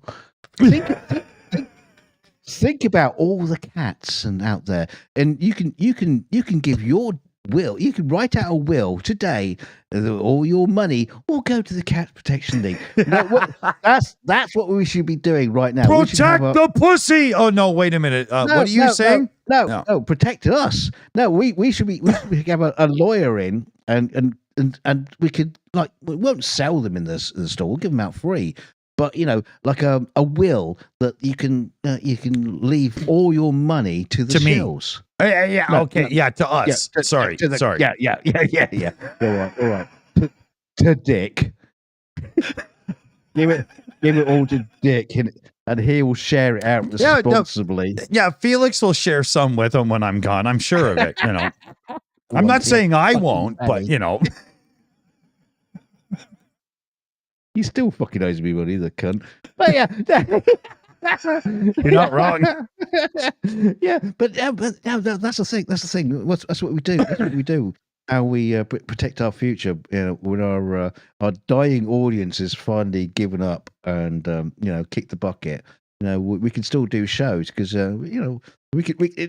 Instead of credits at the end, instead of credits, we have an obituary. I was just gonna say, in like 5 years, our channel could literally be called "Our Viewers' Obituaries Live," right? And we could just simply talk about the viewers we've lost and how much we thought they were really cool and stuff. Yeah, and they're in the. Would chat you now. like to schedule your funeral with the Shills Live? Contact us now. Well, they're in the chat now, and they're typing their dying breaths. We got viewers that are literally whispering into their children's ears so the kids can type out their goodbyes, right?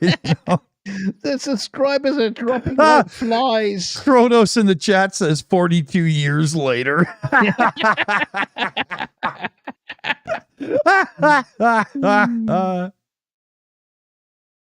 Oh, yeah, that's really funny.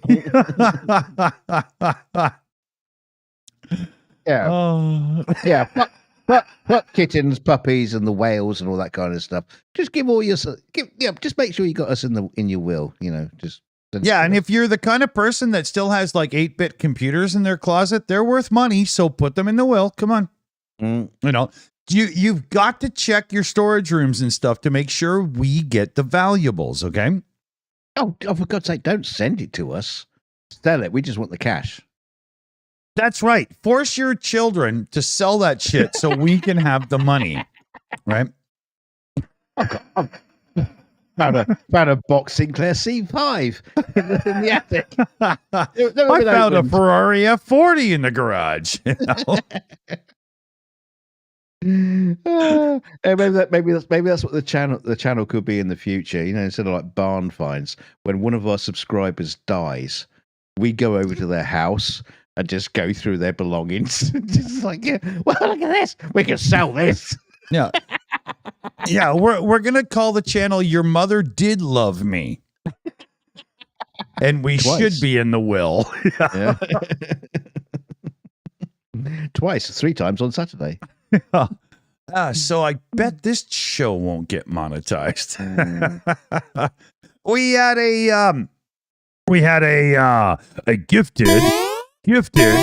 gifted membership from Spider Fate there in the chat. Gifting out Shills membership. So huge thank you there. And remember, if you're the last new member on the show, you get the bar tab. So send us your address.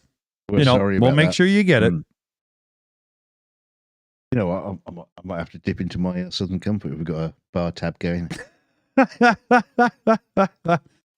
Hey, I'd go get more beer if we just had the donations for it. Hey, B. Dobson says, sign me up for about 10 years from now. No, sign up now because you might die before then. So That's right. You never know when an angry child will kill you in your sleep. You've got to get this done now. You just don't know. No, we don't want to sound like money grabbing arseholes, but just give us your fucking money now.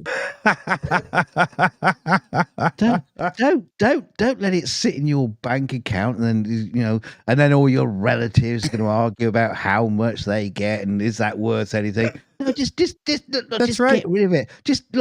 You'll feel free. You'll feel alive. That's right. On plans over $1 million, we always give the siblings back 10%. Hey, that's another idea. You have those like sort of things where you can sell your house and you get like equity. The reverse mortgage. Yeah. We could do that. That's right. Sell your house, send it to the Shills, and we'll send you, so much a month. Or to keep going. Or sell your parents' life insurance. I mean, it really, it's okay, Sell your kids. We don't care where it comes from. Exactly. Sell them to There's the lots of work in China. I'm sure they're going to be fine, Yeah. I'm just saying the super chats are running dry. We need to figure out a way to get it back up again. If Bert and Ernie can do it every single fucking night, they get like thousands of dollars just like being jerks. Why the hell don't we get thousands of dollars for being jerks? We're much better at being jerks than they are. I've heard from anthropologists that we are entering the scene of not Homo sapien, but donation sapien. So come on, let's show people that it's the new human epoch here. Let's do it. I think we got away with that. I think it's going to work. I think we got away with it. I'm not too sure it's going to work. Just watch. I'll be a millionaire in half an hour.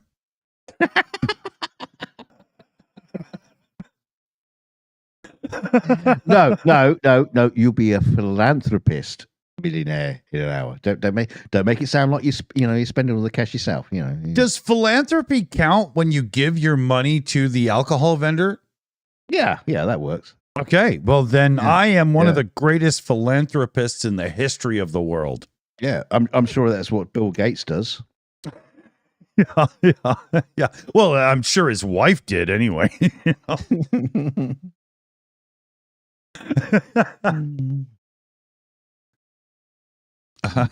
So, how are you? How is your life going? Do you feel okay in your own skin socially and publicly? If not, you're at the right place. Because what we do is we strive to make people feel good about themselves.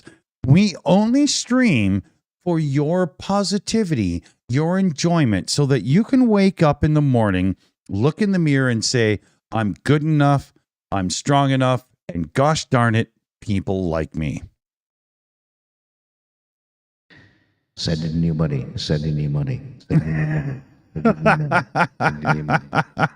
Look into my eyes. Send in the money.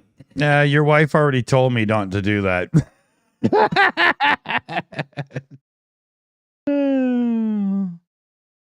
Oh dear. Yeah, a few of the chat there, Chris and Blonde and Silver, they caught the SNL reference. I was in my brain, I was making up that bullshit I was saying, trying to lead to the I'm good enough, I'm smart enough. Oh, I said strong, smart enough. Sorry. Yeah. That was really, really hard to do on Beer 4. So cut me some slack here. I want to say sorry to the viewers because we have not kept up on our promise. Yeah. Well, actually, I think there's 3, but everybody's got like 7 browsers open at a time, so it's really hard to tell, right? But we promised to keep you safe in the air, and we haven't brought up Boeing news in about 7 days. And I'm sure because of that, at least 3 or 4, boing. But at least 3 or 4 people have died. So remember, you have a choice when you choose to fly, and for the love of God, don't do it with Boeing right now. Are the wings supposed to flap? Yeah. Mommy, it's like being on the back of a seagull. You know?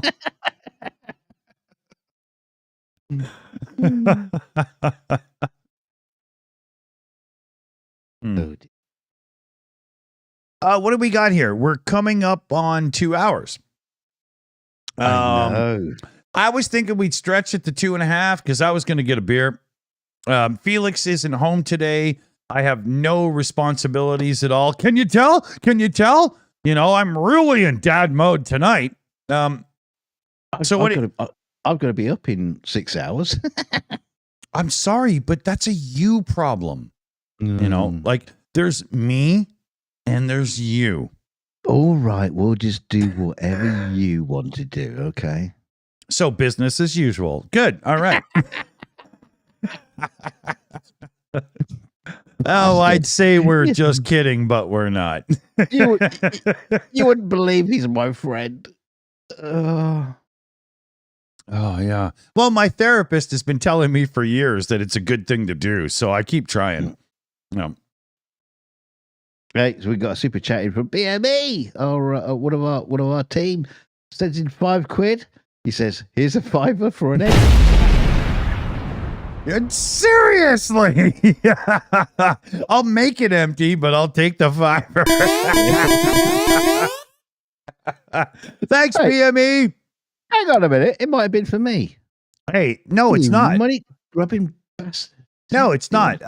No, because if you read between the lines, he says, "Here's a $5, Dick Dawson, for an empty can." Ha ha ha. Right? Come on. It's like being back at the playground again. It's my ball. It's my ball. It's more like English class in grade 10 or 11. You've got to be able to read between the lines to see what the poet is really trying to convey to you. Right? Yeah. It's like trying to find meaning in a David Lee Roth lyric from Van Halen. Good luck. Fucking thief.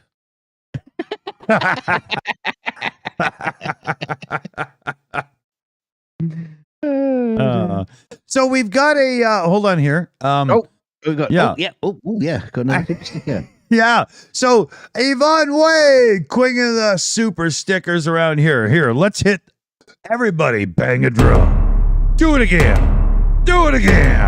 Yvonne Way is thrown in one. And it says, try again. Hang on. I can't remember what this one does. This is a drum. There you go. That's the drum. "That's not your drum. These are not the drums you're looking for." Hang on. I'm going to check number 1. I can't remember what it is. Oh, yeah. Good night and welcome to Two Idiots Play with Buttons. It's been so long since I've used them. I can't remember what I set them up for. Here, I'll do the other voices. What do I get with this one? Oh, that's really weird. Good morning, Vietnam. What is that? That's fucked up. I better change that one. And what's this one? Oh, that's my singing voice. So sad. so sad. It's a sad, sad situation. Yeah, but he doesn't have auto tune on I've got automatically go to the fridge to get another beer on that one. it. Go on, bugger off. Go get a beer, you bastard. Yeah. Well, I got to put out the cigarette first. There's, you know, I'm a creature of that's what the habit. empty Everything has to be done in order, in its place. That's what the empty can's for. You knock it back. Oh, no. Then my neighbors give me shit because it dirties the returns that they take in. I just, you know. You're joking. Yo, it's true. You can't take dirty ashtray cans into the recycle center. They'll just punk you off. No, you mean people are taking them in? What are you supposed to do with them? They're aluminum. It's got to get recycled. Yeah, we just put ours in the recycling bin and someone takes them away. But oh no, we have a special spot for that where you get money back, right? Because we pay a deposit. Yeah, we mean. Well, we pay a deposit on every can, so every can is worth 10 cents when you take it back. And some people want that, and other people don't. And I have a neighbor who very much, could use that. And I go through a few cans at 10 cents a piece, so right? Yeah. I very much doubt there's 10 cents of aluminium in it, though. It's so thin. No, the 10-cent deposit is about forcing you to play recycling, not about the value of the item, right? It's like in Canada, when I ordered my son's Mac Mini computer, I paid, sorry about that, I pay like a $17 fee for recycling ahead of time so that I'm already prepaying into the fund to make sure it can be recycled properly after. Now, the amount of money that I pay for that fee is woefully inadequate, but I do like the fact that they're trying. But this is like the shopping trolleys, when you have to put £1 in to unlink the chain to get. Well, that's trolley. So they know you're not a heroin junkie that's just going to drag your dirty clothes down the street with it, right? Yeah, I know, but £1 for a shopping trolley, that's a bargain. I've got thousands of things in my backyard. I know. There's more metal in there than you need to make a weightlifting set. You know what I mean? I just pay £1 to take down the recycling center. Yeah, there you go. Yeah, exactly. Yeah, take it to the tip, right? Oh yeah, we got another super chat. We did. Once again from Chuck Yamaretz. And it's yet again another good super chat, too, for the beer fun.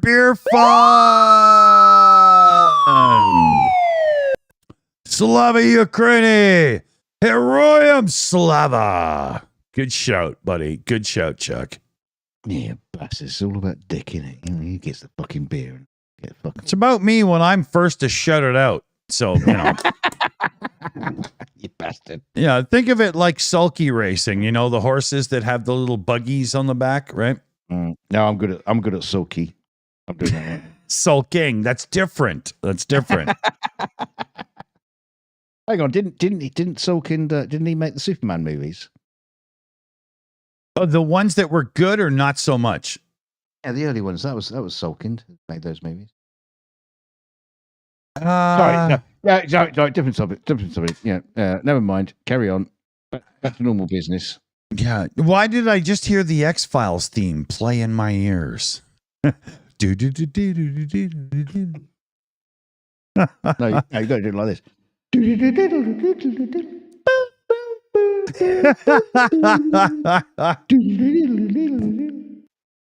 Yeah, dude made that at home on like a Pentium 2 computer or something too. Chris Carter, it's a joke.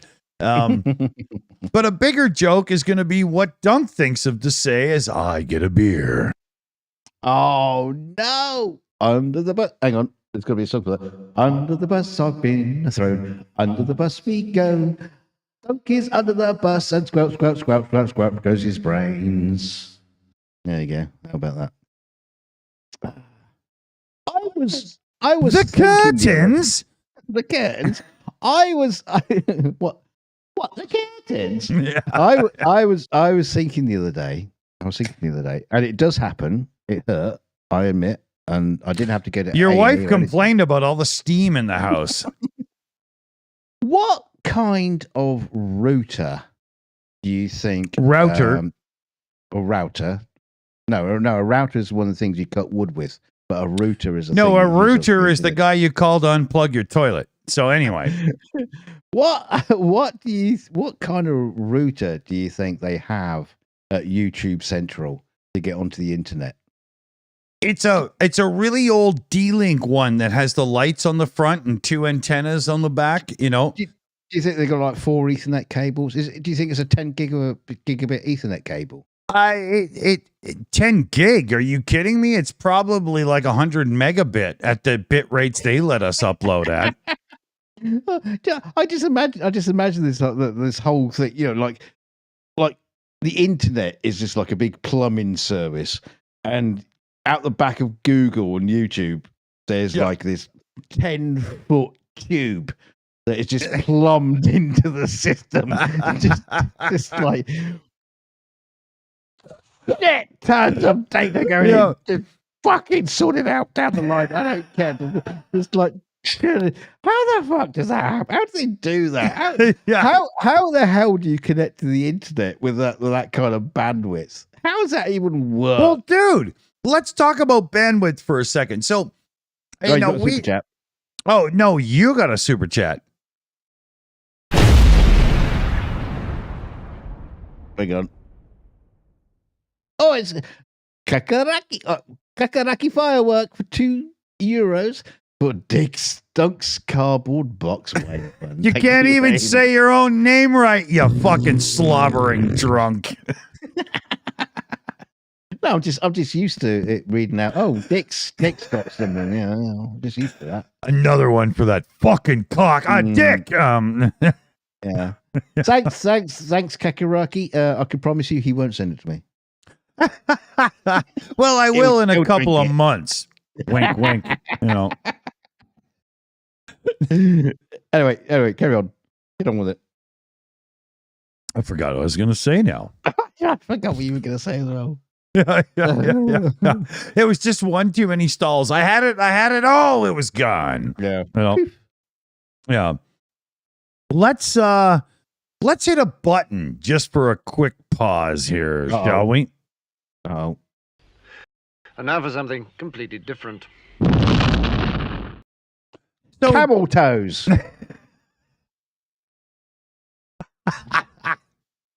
That was fucking hilarious on the 42 show when we did that story and we went to the camels. I just went camel toes. Yeah. You had no idea what was going on. That almost killed me, man. Yeah. You know, to further that idea, you know what you've got to do coming up when you're putting your stories in? What's that? Stop putting the stories in and just take the picture that you want me to put up so I have no idea at all. Because whenever I don't get to see fuck all of what you're about to say, I have a lot more fun with it. Yeah, I get that. But also sometimes it also helps you to have a sort of like a kind of like a brief of what's going to happen. I don't need that. It's okay. Because you can, well, okay. I don't talk anything that makes sense anyway. What's the fucking difference, you know? Doesn't need the facts.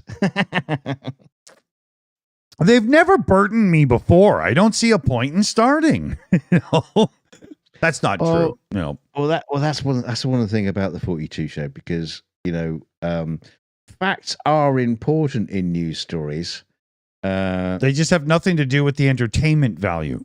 Yeah, they have nothing to do with how we report it. Exactly. You know, I've tried to explain to people what the 42 show is. Well, we report real news and we report funny news, but we always make it funny, even if it's serious, except we're not tasteless. At least we don't try to be. And it all falls apart because I can't explain it properly. Right? Because we sometimes we break things that are actually important, and we still end up making fun of somebody for something, or but it's not tasteless. We're not, you know, we only endorse making fun of those who deserve it.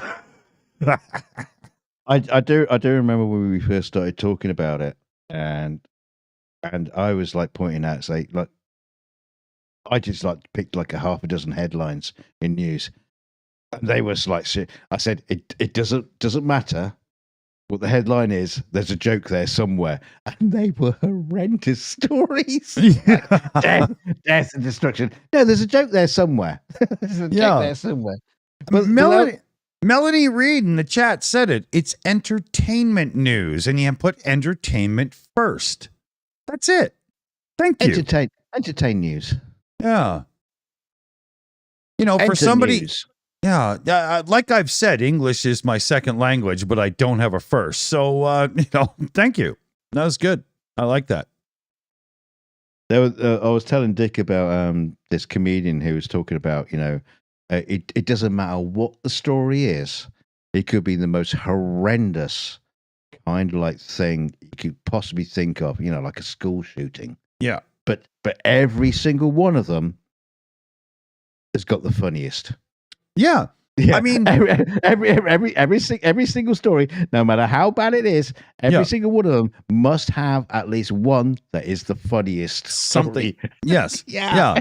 Oh, no, I remember we reported on a shooting, and I was thinking to myself, okay, how do we liven this up? As you were saying something, so I started picking on the parents or whatever, right? Because then we can unleash, but we always find an angle, but we still do bring. And like, thanks to our team, our research team, CF Beauty runs the team. She's on the Shills account there in the live. We get to bring some real news, like security things that we all need to know for social media, new AI things that's coming up and all that whatnot. But somehow we wrap it up in shits and giggles. I'm not even sure how, but I do know that we couldn't do it without the team. Yeah, it's right. We won't do news stories like 42 people died in a rail disaster. No, but if 42 people died in a butt plug disaster, we'll be straight on that story. All over it. Yeah. Exactly. Right.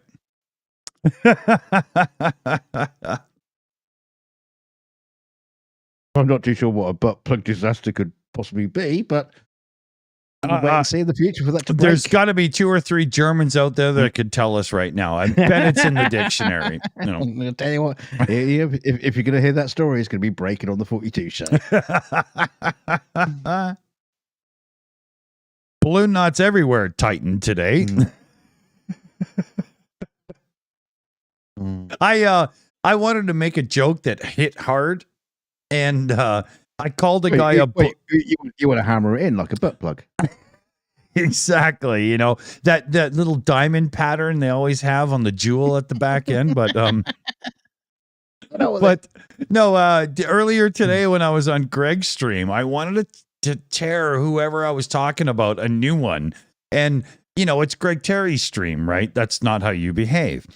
And so I referenced balloon knot to make my joke, and the chat was just like, "Ha ha, that's so funny!" And I was like, "Oh, thank God I got away with that," because I really, really try to be on my best behavior with Greg. He's a brother on the channel now. He's one of our best friends, and. I bet all those people laughing in the chat will grab their Bible immediately and say, "Please God, spare this, save this young soul. Help him." I've got backing there because Mommy Terry herself, Greg's mom, likes my presentation, so nobody can call me out. Mommy Terry's a fan, and because of Mommy Terry, I do my best to be a good boy. She's not a fan. You're her project. And she is praying to the Lord every minute of the day. Please, Jesus, let Dick see the light. Let him come to the fold. It's too late for me, Mommy Terry. Pray for my son. Let's get on this. No, but you sounded like Darth Vader. Yeah. It's too late for me, son. Yeah. But I'm a little rough around the edges, and Mummy Yeah, Terry raised Greg Terry, the pulpit prophet himself, who is, probably he's probably one of the greatest fundraisers since Jerry Lewis himself. So, having Mommy Terry as a fan means something to me. Jerry Lewis? Yeah. What's he got to do with it? He's an amazing fundraiser. And Jerry's kids in North America, every year Jerry Lewis did a telethon for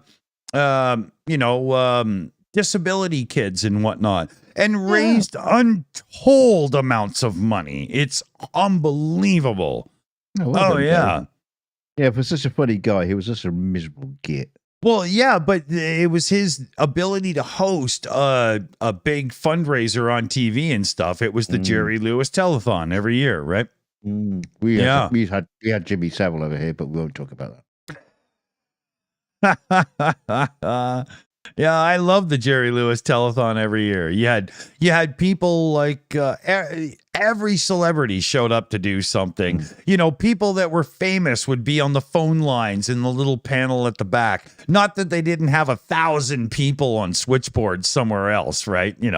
But it was awesome. We should bring him on the show.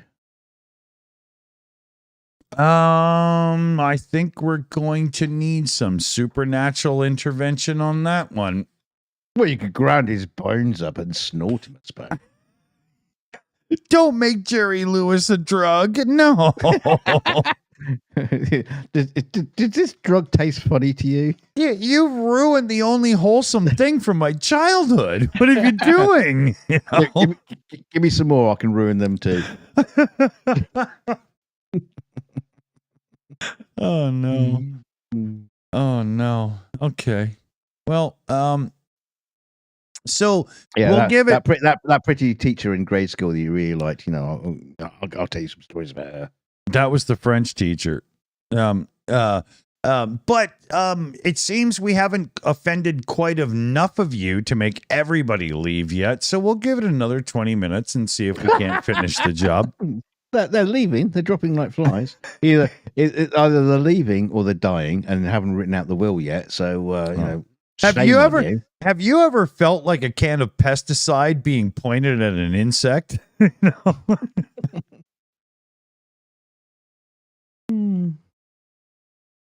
Oh, things are beeping in the background. I might be getting told to, shut the hell up.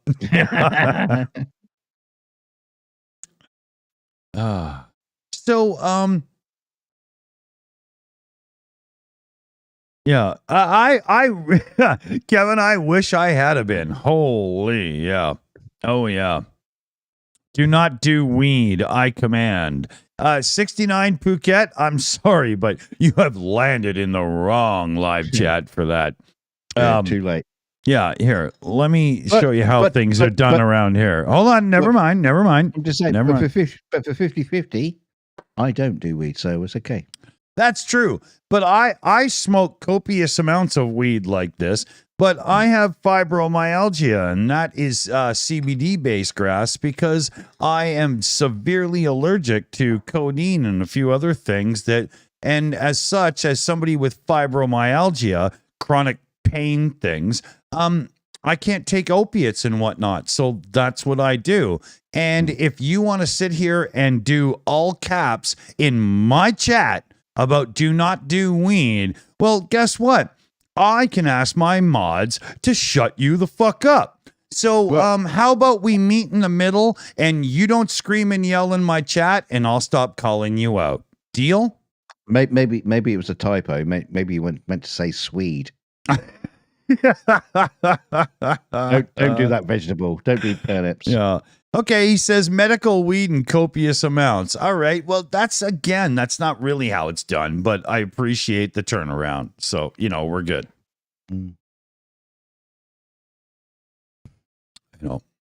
I don't take charge of things much every now and then, but I do every now and then. So every now and then I know to shut up and send it over to him, who's never ready with something to say. Right? Are you up again? No, I'm not going anywhere. I just thought it was funny. You just want to see the fear in my eyes. Yeah. Hey, what? Hey, what? It's like taking Yoda and reducing him to baby Yoda all at once, right? Yoda, Grogu. Yoda, Grogu. Yoda, Grogu. You did not need. Stay. Your seat in your still will stay. Way. Hang on. In your seat you will stay. I like it. Yeah, and if you want, you could pick on me for this because I shouldn't be smoking those. I know that, right? That's fine. Death sticks. You don't want to sell me death sticks.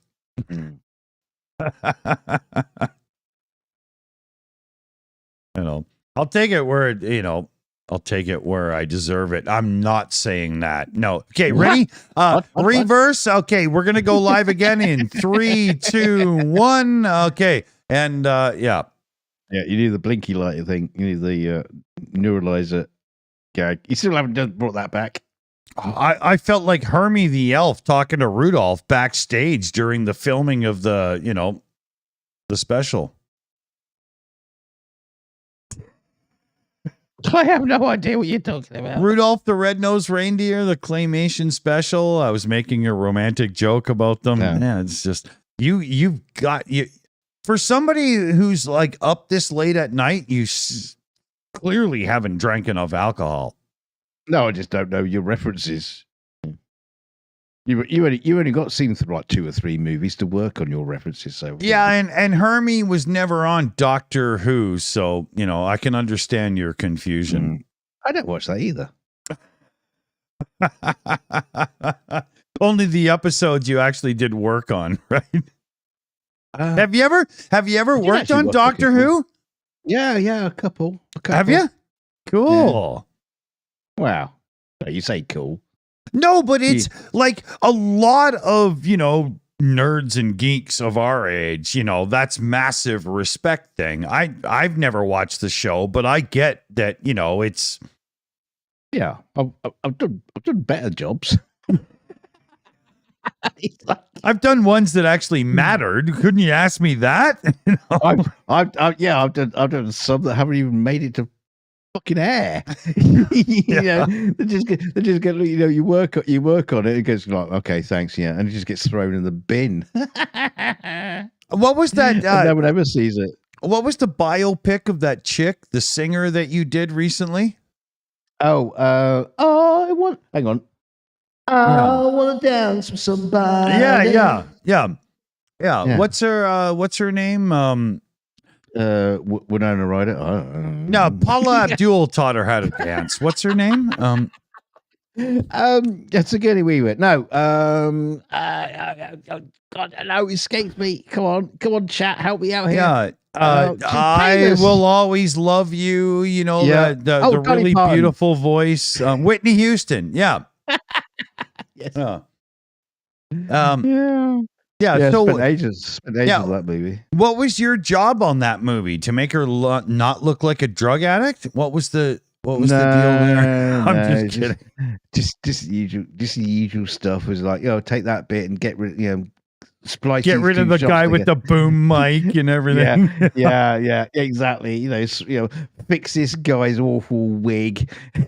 And things like that. Yeah. Well, you sent me a screenshot recently. And I'm not going to say what it's from or anything because I'm not allowed to do that. So don't even PM me about it. You know what? Don't even PM CF Beauty about it because it ain't going to happen. But no, you're probably allowed. I don't give a shit. I'm still not going to say it. But he sent me this photo, and half of the people on screen are people that are not supposed to be in the movie. They're like, people holding mic booms and stuff. and he's literally like told to erase everybody that's not supposed to be there from this frame of video. Not just a frame, but like, a whole whack, like minutes of video.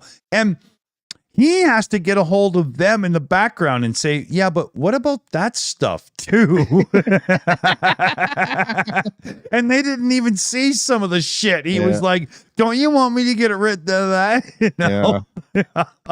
Oh, it's like the job I'm working on at the minute. There's like just like people on horseback walking down the street.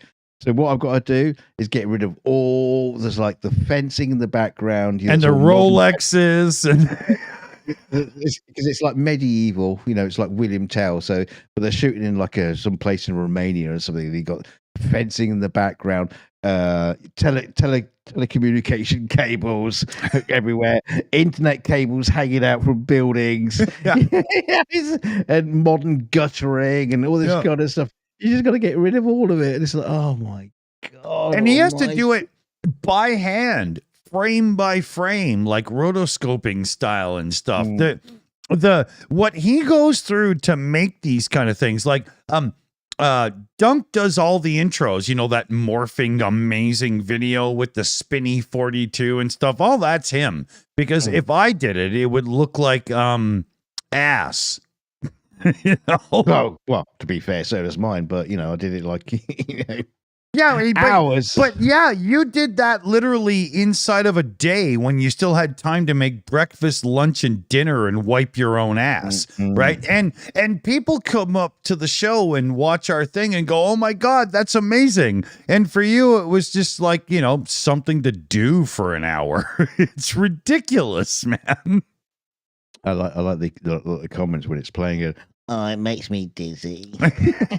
Well, the first one you sent was twice as fast, and I was like, "Dude, I'm gonna get sick." It was pretty hectic, but it was a good pace because it it went to the beat of the tune perfectly. It was so amazing, right? Even now it does too, right? Not to say, but Yeah, it did need slowing a little bit. Oh my God, yeah. But the idea behind that was just basically the frantic nature of the way that we do the news. So it's just like constantly shifting, changing. Oh yeah, boom, boom, boom, boom. And that was the idea behind it. But yeah, when I first did it, God, it was like flew by. Oh yeah, man. The first time maybe one day we'll dig that out and use that. And exactly. Yeah.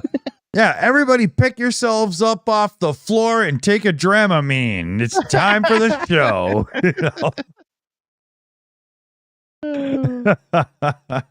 Sending off everybody into epileptic fits. I don't even have epilepsy. Yeah, exactly. Yeah. But you deserve the medication now. Available from the Shills store. Yeah. Hey, speaking of which, you know what I keep doing? I keep forgetting to tag merchandise into the live streams with that whole, merch shelf thing. We need to update it though.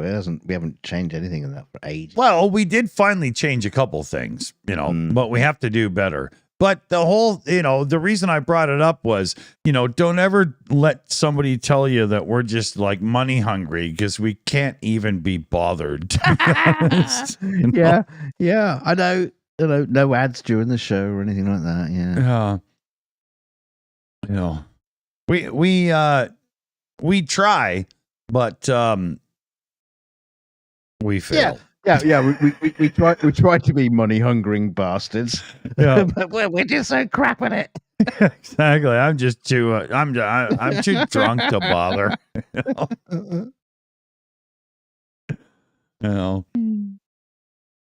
Yeah. So I just want to say a big shout out there to all the mothers. Let them know I'm thinking about them and the Mummy Terry thing, right? Motherfuckers. Yeah, just trying to bring the whole, family vibe back to things. Hey, we're coming up on 2.5 hours. So, we should probably, have a thought about actually recognizing the fact that we've exhausted our presence and it's probably time to go. Yeah. Well, you know us. We could just keep blathering on for hours and hours and hours, but I could. It's all about beer. I only got one left. And literally we you can always talk about dog poo again. Yeah, we judge live time on air by milliliters of alcohol. So, I think the box is running dry. The Yeah, can is empty. How many beers per hour is that? You know. Oh, I think beers per hour. I do believe that I've got to be in the Porsche class, if not Ferrari. You know, I think Enzo would be proud of me, although I'm drinking beer, not wine. I think it's much easier to tackle the number with your beers per minute. You know, don't go beers per hour because that's Yeah, beers per. Yeah, exactly. Yeah. You got to really rebuild your engine a lot when you go for higher RPMs. So, you know, we have to keep this within reason. And there goes the beer into the corner. He's spun off. It's down. It's gone. It's on to the next beer. He already had it into the pits. And there's another beer. What is in the pits? The tires have been changed. It took 30 seconds. He's had 4 beers and gone. We got a couple of people in the live chat saying beer run, but you know, there's more like a beer wobble at this point. Exactly. Yeah, I'd have to pay the extra $4 for delivery. No, but but there's a room for a thought here, and we should. We have to do it. So we're gonna leave you with a little piece of advice on how you should think of yourself and look at yourself in the mirror as a person and behave in life. And all I can say is party your ass off and never let anybody say to you, A, you can never go too far. B, if I'm going to get busted, it is not going to be by a guy like that. You see? You got to trust Ferris, fellow babies. You've been working on a way to get that clip in. No, as I was speaking, I was like, oh, it's going to work. I'm going there. Right? As soon as I started, I was making it up as I went, but I was like, oh, I can do this. Yeah. No, you should have been using that when you were talking about the enforcer earlier. Endorser. Oh, you know my daddy gonna pay my legal fees because I'm an asshole now. Yeah, don't forget everybody who's left in the chat is still in the chat. Don't forget the enforcer is probably going live right now. So when we finish, make sure you go and find the enforcer and just say hi in the chat. That's hi. Right. Let everybody know that Dick and Dunk are there to make sure their balloon knots tighten every time they hear our names. If you want to get blocked from a channel you never watched, make sure you go to the enforcer. Yeah. Say hi from the Shills, and you'll never be able to comment again. And every Tuesday night on the Enforcer channel, you can watch him take his father's bra off after work. So there's a good live stream for you. We should thank out the team here. So because you did such a crap job last time. Yeah. The button failed, and that's my story, and I'm sticking to it. So around the Shills here, you've been chatting with CF Beauty tonight on the Shills account. She runs all the social media accounts for us. The teams and the team for the research and everything we do around here. So big shout out to CF Beauty. We've also got BME. BME is about to launch our new website coming up. We'll give you the URL in a couple of more days, but it's built and ready. I am the sloth on the program, so we'll get it up as soon as we can. We got PJ CNET, Crazy Cat, and Shayna Caldwell on the team for the after show as well. So you suckers for punishment are the ones we really appreciate. Thanks for sticking around.